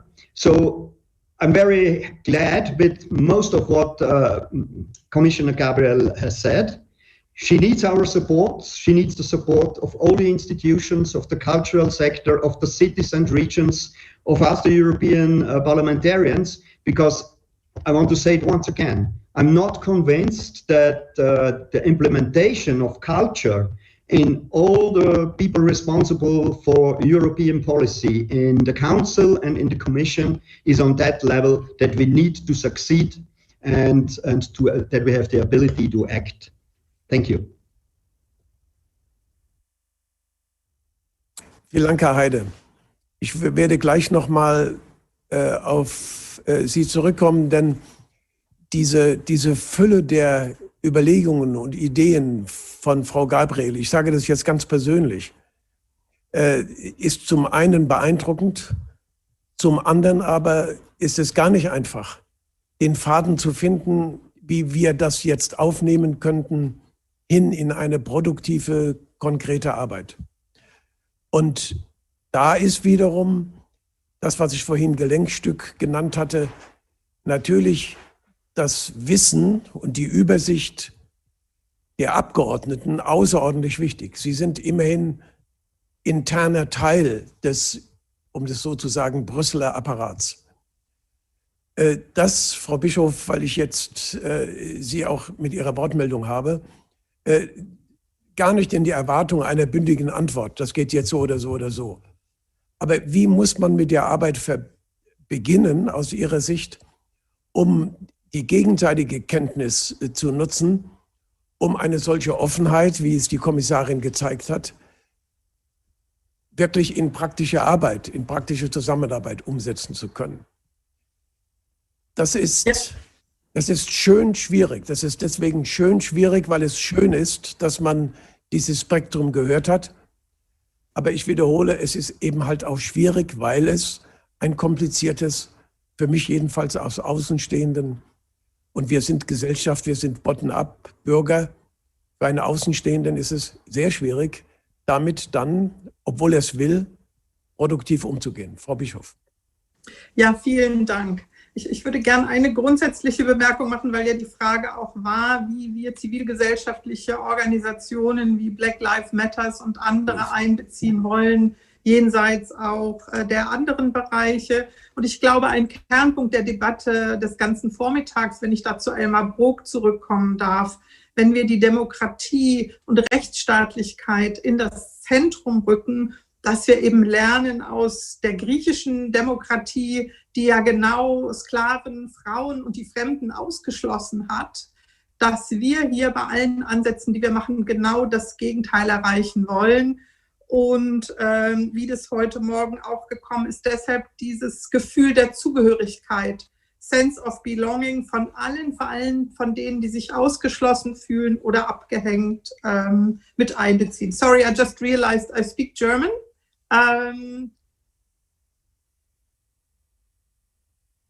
Ich kann Sie nicht hören. Sorry, I can't hear you at the moment. Should I switch to English? Ja, ich wollte sagen, wir haben nur wegen Gabriel nur noch Englisch gesprochen. Jetzt können Sie auch wieder Deutsch sprechen. Okay. Es wird übersetzt. Gut, ich wollte eben noch mal deutlich machen, wie wichtig dieser Aspekt, dass wir alle einbeziehen wollen, wie wichtig dieser Aspekt ist. Und auf die Frage, wird die Konferenz bald starten? Wir haben ja das Signal der deutschen EU-Ratspräsidentschaft, dass sie das noch tun wollen. Aber mein Appell wäre, nicht darauf zu warten. Wir haben zum Beispiel in Berlin gerade letzte Woche ein erstes Treffen eines breiten Bündnisses gemacht von Europapolitikerinnen und Politikern unterschiedlicher Couleur, aber auch von regionalen Politikern, also hier aus dem Abgeordnetenhaus in Berlin, mit zivilgesellschaftlichen Organisationen. Und das wollen wir jetzt verbreitern, um selber einen Aktionsplan zu machen, was wir tun wollen zur Zukunft Europas und wirklich diese Chance zu nutzen, hier alle zu beteiligen in so einen Dialog. Und deshalb ist für mich der letzte Punkt, für nicht jeden ist es super sexy und super interessant, das in Form von so einer Podiumsdiskussion zu machen. Deshalb glaube ich, ist die Chance für uns, wenn wir zum Beispiel auch viel mehr junge Menschen einbeziehen wollen, wenn wir inklusiver sein wollen, dass wir zum Beispiel auch hier Theater einladen, Musikerinnen, Musiker einladen, um Jugendliche einzubeziehen, ihre Beiträge, ihre Vorstellungen, ihre Wünsche, ihre Vorschläge für die Zukunft Europas mit einzubringen. Und darin sehe ich eine Chance von einem anderen, einem innovativeren Ansatz. Und hier kann man die Kräfte tatsächlich bündeln. Und das kann jeder und jede von uns in ihrer Stadt, in jedem Landkreisort, wo immer wir sind, und diese Gruppen eben tatsächlich zusammenzubringen und gemeinsam Ideen zu entwickeln und etwas zu starten. Ja, Frau Bischof, herzlichen Dank. Das sollten wir miteinander aufgreifen, was Sie jetzt gesagt haben. Ich werde gleich Dominique Ruiz de Weser fragen, ob er, wie er in seiner Art, aus seiner Erfahrung Lotse sein kann für uns in der Zusammenarbeit mit der Kommissarin, was ich gerade angesprochen habe, würde aber gerne vorher die Wortmeldung von Hugo Miguel Zoello berücksichtigen und bitte Sie, das Wort zu ergreifen.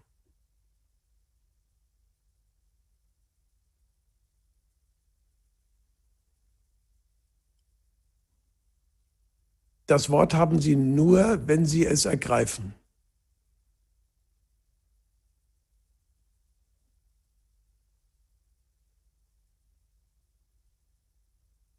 Aber Sie werden es auch dann noch haben, wenn Sie es später ergreifen. Dann will ich aber früher doch noch mal auf die Frage an Sie als Vertreter, als Parlamentarier zurückkommen, Dominique Ruiz de Weser. Mit Frau Bischof haben wir es leicht. Sie ist hier in Berlin und sie hat von Anfang an sehr interessiert unsere Arbeit begleitet. Wie kommen wir zusammen?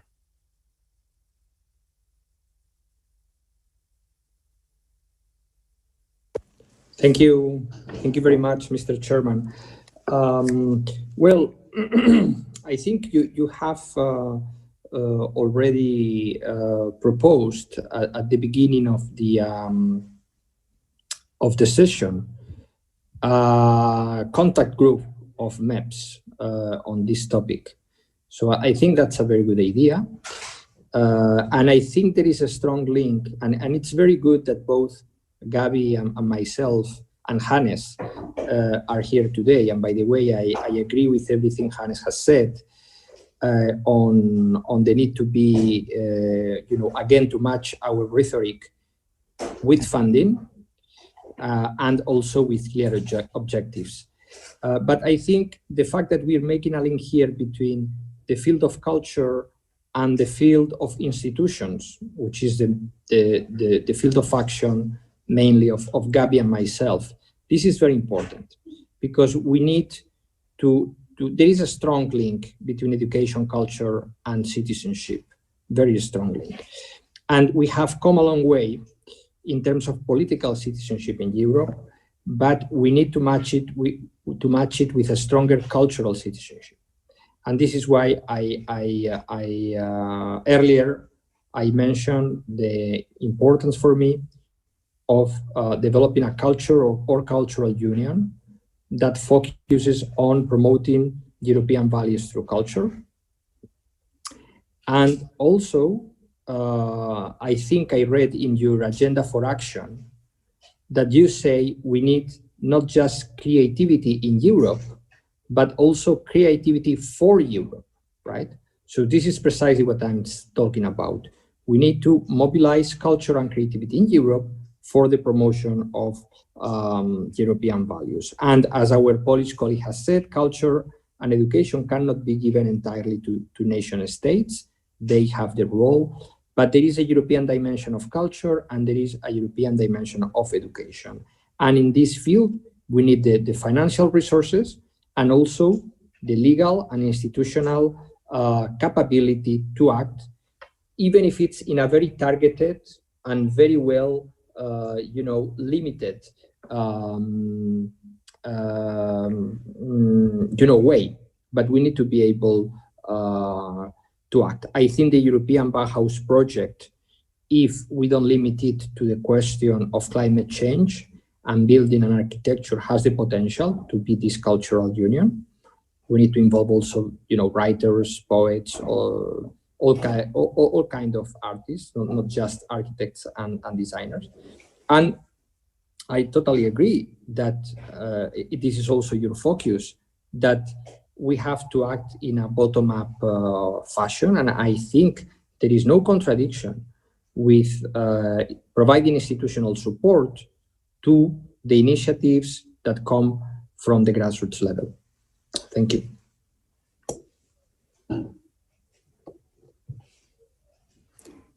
Vielen Dank, Dominik, für diese Zusage. Wir hatten ja vor dieser Konferenz eine große Anzahl sehr glaubwürdiger Interessenbekundungen von Parlamentariern für diese heutige Zusammenkunft. Und ich denke an Frau Dupont. Gestern war eine niedersächsische Frau Dupont gestern oder Frau Neumann hier aus Berlin. Wir werden ja dann auch in der Lage sein, auf die alle wieder zuzugehen, wenn wir tatsächlich etwas zwischen den aktuellen Parlamentariern und unserer Initiative versuchen aufzubauen. Ich habe jetzt die Wortmeldung von Doris Pack und dann würde ich gerne nochmal Sie, Herrn Heide, fragen, wie Sie dazu stehen, ob wir da einen falschen Weg gehen in der Kooperation mit Parlamentariern oder ob Sie da mit dabei sind. Aber erst bitte mal Doris Pack.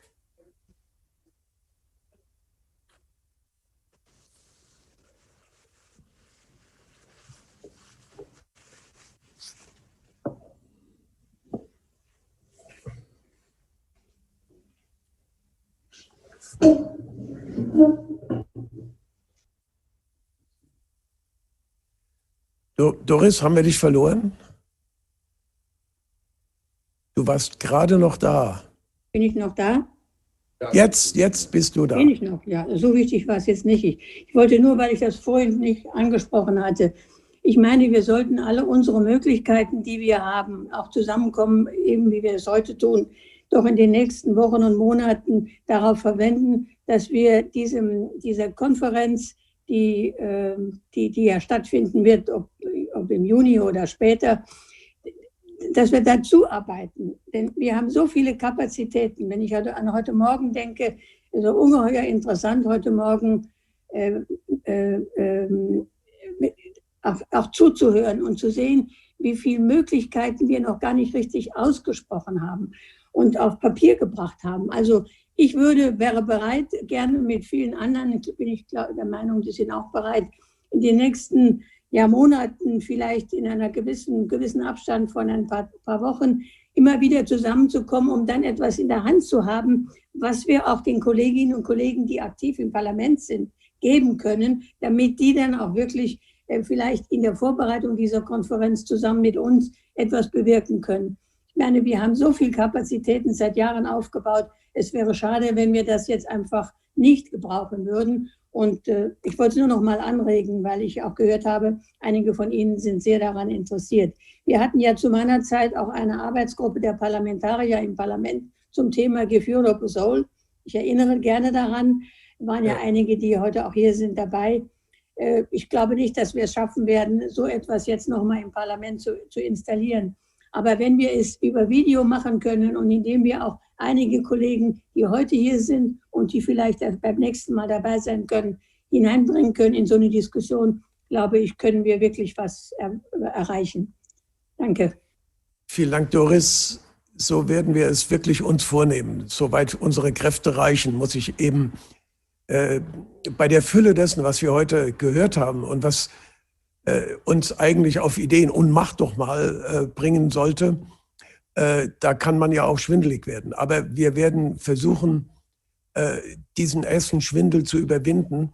Ich würde gerne nochmal auf Frau Bischof gleich zurückkommen, denn sie hat, glaube ich, einen wichtigen, die ist Gott sei Dank ganz offensichtlich, ich weiß das schon aus unseren früheren Begegnungen, sehr involviert in die Arbeit für die Zukunftskonferenz und auch damit in die Frage, was da jetzt aktuell zu tun wäre und zu machen wäre und vielleicht auch vorbereitend oder ersatzweise zu machen wäre.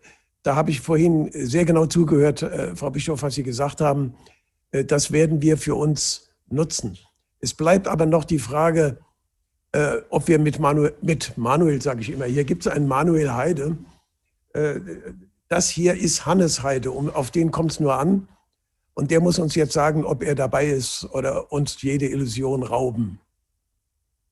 Es gibt zwei Hannes, zwei aus Österreich und alle zwei aus der Fraktion der Sozialisten und Demokraten. Ich bin dabei, ich unterstütze diese Idee. Mir gefällt auch der Gedanke sehr gut, dass wir einen regelmäßigen Austausch auch über Videokonferenz machen. Ich möchte auch unterstützen, was Dominic Ruiz de Vesa erwähnt hat, dass wir eine Kontaktgruppe gründen sollten oder schaffen sollten, wo wir auch Ressourcen aus den Parlamentarierbüros durchaus nutzen können. Und ich möchte auch noch hinweisen, dass es eine Freundschaftsgruppe gibt, die Cultural Creators Friendship Group, die im Internet zu finden ist, im World Wide Web unter culturalcreators.eu. Vielleicht eine Empfehlung, sich diese Seite und unsere Forderungen dort anzusehen. Wir sind eine überfraktionelle Gruppe, die den kulturellen Sektor in Europa stärken will, und viele der Themen, der Herausforderungen, der Forderungen, die ich heute gehört habe, die ich gestern gehört habe, sind dort aufgenommen, und vielleicht ist auch diese Ebene, diese Gruppe eine Basis, um das Ziel weiter verfolgen zu können oder um unserem Ziel näher zu kommen. Aber noch einmal, ich bin gerne dabei und bin bereit, mich da sehr intensiv aufzunehmen. Herzlichen Dank, Herr Heide. Vielen Dank. Vor allem wäre ja der erste Schritt, dass Sie auch ganz persönlich die Verbindung zu dieser Gruppe für uns herstellen. Denn meine persönliche Erfahrung, die ja nun wirklich lang ist, länger noch als die von Hans-Gerd Pöttering, ist ja, dass man mit einer Gruppe schwer sprechen kann. Aber mit Personen der Gruppe und mit Leuten, die da ihr eigenes Engagement in der Gruppe vereinen, da geht es sehr wohl. Also bitte nähern Sie uns und das, was wir heute als Kontaktgruppe nach Ihrem Begriff überlegen, fühlen Sie sich als der Primärverpflichtete, beides zusammenzunähen. Denn das ist ja das Wissen und die Erfahrung von uns allen. Das Schlimmste im Leben ist, Dinge zu machen, die dann im Ergebnis parallel laufen. Das stärkt nicht, das schwächt sogar. Ich freue mich auch, Istvan, ich muss das mal zwischendurch sagen, Istvan Sabo ist immer noch bei uns über diese schwierige ungarische Grenze hinaus. Es ist schön, dass du so lange Geduld mit uns hast. Ansonsten sammle ich nach wie vor Wortmeldungen, wenn Sie möchten. Ich tue das immer zögerlicher, weil ich den Eindruck habe, wir haben den Kulminationspunkt, Katrin, dessen, was wir heute erreichen wollten. Denn wir wollten ja nicht nur mal miteinander gepflegt sprechen, sondern wie Doris jetzt gerade auch eingestiegen ist, Herr Heide eingestiegen ist, jeder andere, Frau Bischof, wir wollten zu Konsequenzen kommen, die uns ab morgen beschäftigen werden. Und wir wissen alle, diese Konsequenzen, die wir uns jetzt erträumen, werden wir nicht 1:1 umsetzen können. Aber wir werden uns von dieser Lebenserfahrung nicht einschüchtern lassen und es trotzdem versuchen nach dieser Konferenz. Und den Punkt zu erreichen, dass wir damit starten können, mindestens mit diesem Versuch, das nicht heute bei einem einmaligen Ereignis zu lassen, diesen Kulminationspunkt hat für mich diese Diskussion erreicht. Alle die das noch auf einen noch höheren Höhepunkt treiben wollen, sollen sich bitte melden. Oder alle die bestreiten, dass wir überhaupt eine Art von Kulmination erreicht haben, sollen sich bitte auch melden. Ich hätte nur ganz gern, weil ich zunehmend dann nun wirklich vor Freude erschöpft werde, dass die weitere Diskussion Katrin übernimmt. Melden Sie sich also jetzt zu Wort und die Antwort hier von uns kommt von Katrin, was viel schöner ist, als käme sie von mir. Vor Freude erschöpft, vor Freude ermächtigt, das kann in beide Richtungen gehen, das Adrenalin. Thank you very much. As Volker, as you say, there is still time to take the floor, but I don't want to fill this time now and make you even more tired. But I think it's maybe the time to give Nele Hertling now the floor for the final conclusions, for some final thoughts on this Berlin conference. I think, as Hannes Heide now and Gabi Bischof at the very end said, it is about, and the Commissioner Gabriel said it is about creating synergies. And that is a complex task and often asks the extra round to go. And that is what, for instance, we and many festival makers are here around the table with the European Festivals Association do. We are not just serving our members in this network, in this civil society network, to do a better job. We are not just serving and offering them a platform to exchange on artistic programs, on how to get more money, how to access EU funding, how to work on new sponsoring models. But we are inviting our festival makers to act as civil society, as festivals, with this consciousness of a Europe bottom-up, as responsible players for offering platforms to citizens to act as global citizens, to get that free space in the framework of festivals. And that is this extra round of work that we are inviting our festivals, that we are inviting the ECOCs, that we are inviting cities. I'm so happy, Robert, you could be with us with this statement, in conversations to work together and create these synergies. And to have now these partners, these people in the European Parliament, at the European Commission, people to talk to, and to see how this force, this incredible force of the cultural and art sector can be used in a strategic way, bottom up, top down, to work together to what we believe all together is needed, Europe, then I think we come a step further. And that step is indeed hard work, but the word action and a common action agenda was used by Commissioner Gabriel, is used by us. Work has been used a lot, working groups, working actions. So let us see what we can do. Let us keep our phones and our mails and our minds open for this exchange and work. And let us see maybe in the next couple of months where we are, use the Zoom spaces, the digital environment we have to create even more and stronger synergies, and understand that we do this, and we understand that we do this because of the vulnerability that we are all in, that society is all in, and we do this because we believe that to this vulnerability we can add some strength and some power that I think is very much needed. Leah, the last words are for you. Thank you everyone for this contribution. Thank you. It's hard to add anything because Volker and you and many others said more or less what should be said. I'm, as maybe everybody between us, is more or less overwhelmed by the richness of proposals, of ideas, which came up starting yesterday morning with the different working groups, with our meeting with our strategy group members, with our common debate on our possibilities for an action agenda. There are so many ideas, and of course, and Volker said it before, there is not an endless capacity, working capacity, to say again, this conference was really organized and planned by a group of individuals, and most of them not even working in an office, but as individuals from home nowadays. And in the office of the Berlin Foundation, Berlin Stiftung Zukunft Berlin, it all was all connected. But it's a diverse group of people that try to organize and to think about the topics which have been treated during these 2 days. But there's really, the need to find more participants for the real working that starts now. Because alone to get into all these offers from Mrs. Gabriel to research, to find out what we could do is already a big, big thing, which we cannot do by ourselves, but we need to do it.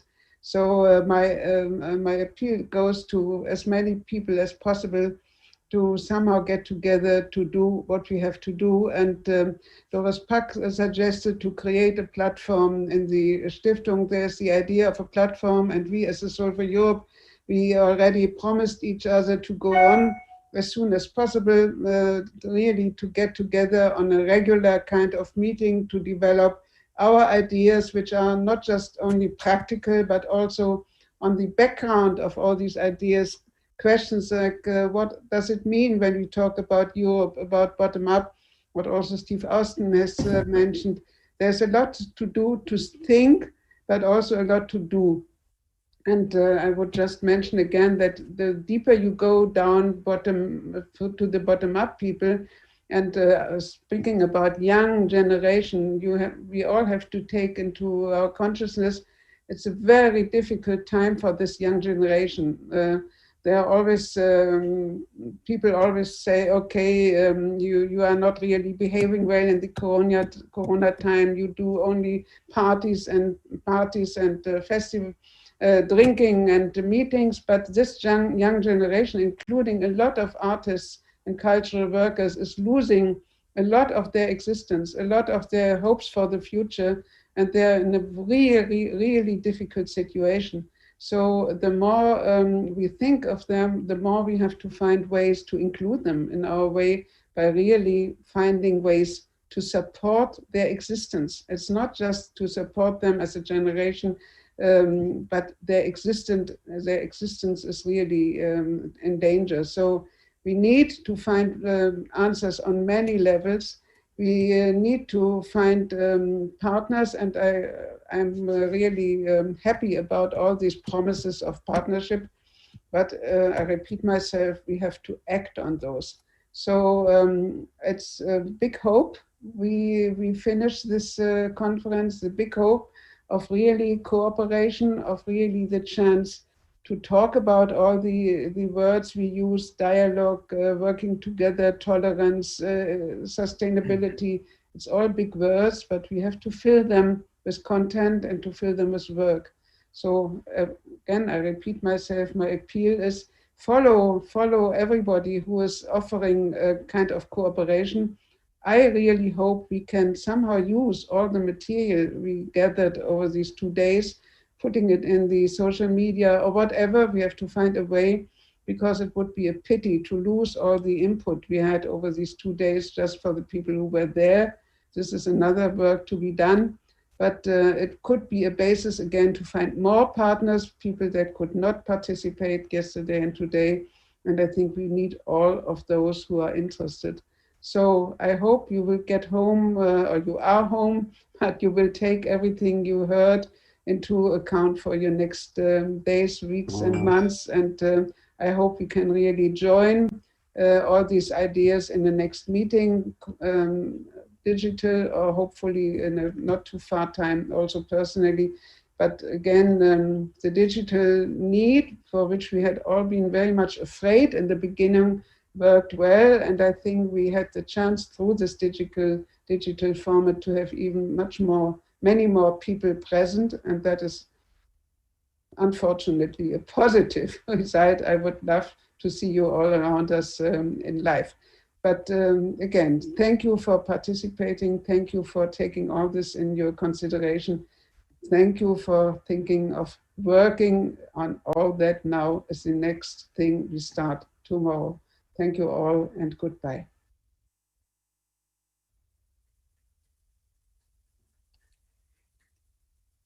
Nele, bist du sauer, wenn ich sage, ich habe eine Wortmeldung noch gesehen? Nein. Und das machen wir einfach mal oben drauf. Ich würde, es hat sich ein Schotte gemeldet, und da wir ja Probleme haben und der Schotte eigentlich, so wie wir ihn kennen, immer ganz gute Sachen sagt zum Schluss, lassen wir ihn doch nochmal das Sahnehäubchen, es sieht auch aus wie ein Sahnehäubchen, Simon Monday. Bitte, du hattest dich gemeldet und gib uns deinen schottischen Segen. Nach dir, wenn du nichts ganz Schlimmes sagst, wird sich niemand mehr zu Wort melden. Du hast das Wort. Volker, thank you very much indeed. I just wanted to say that remember that we're all Europeans, even if our governments don't want to be, and that we all have something to contribute to the political future of Europe and are very keen to do so. So that's important. But the other important thing is to say this: don't let culture be an obstacle to progress. Make sure that all the time it is the hinge that allows the doors to open to a political future that is cooperative and positive, rather than the hinge that allows the doors to close on people's ideas and shut them in. So thank you very much. I think it's extraordinary to have someone as open-minded as Maria Gabriel as the commissioner, and I hope that her time in this post will mean that we do have, for once, a very open dialogue, not just within the European Union, but also within the neighborhood, and that neighborhood is truly global. Ciao, ciao.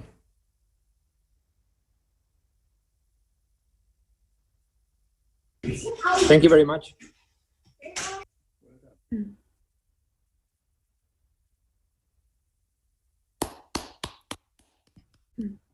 Now we can switch on our micros, make some sound. Make sound. Sound. Thank you for the invitation, by the way. It was great. Gracias. Thank you for joining, Dominic. Great discussion. Congratulations to all. Thank you, Dominic. I will see you later. Bye-bye.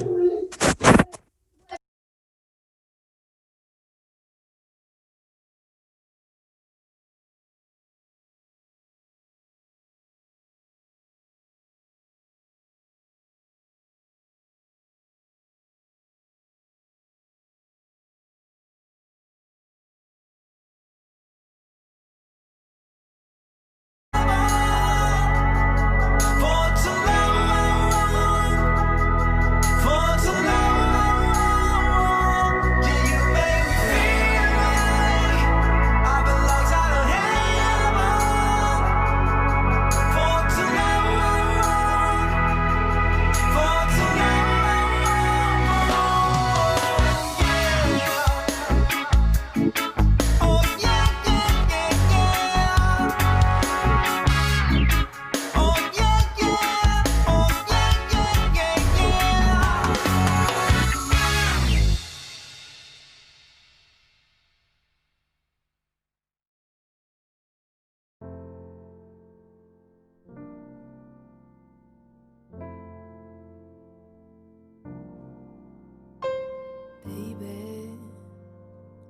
Love never felt so good, and I'd die if it ever could. Not like you hold me, oh baby. Love never felt so fine, and I'd die if it's never mine. Not like you hold me. And the night's gonna be just fine. Gotta fly, gotta see, got to be. I can't take it, 'cause baby, every time I love you, it's in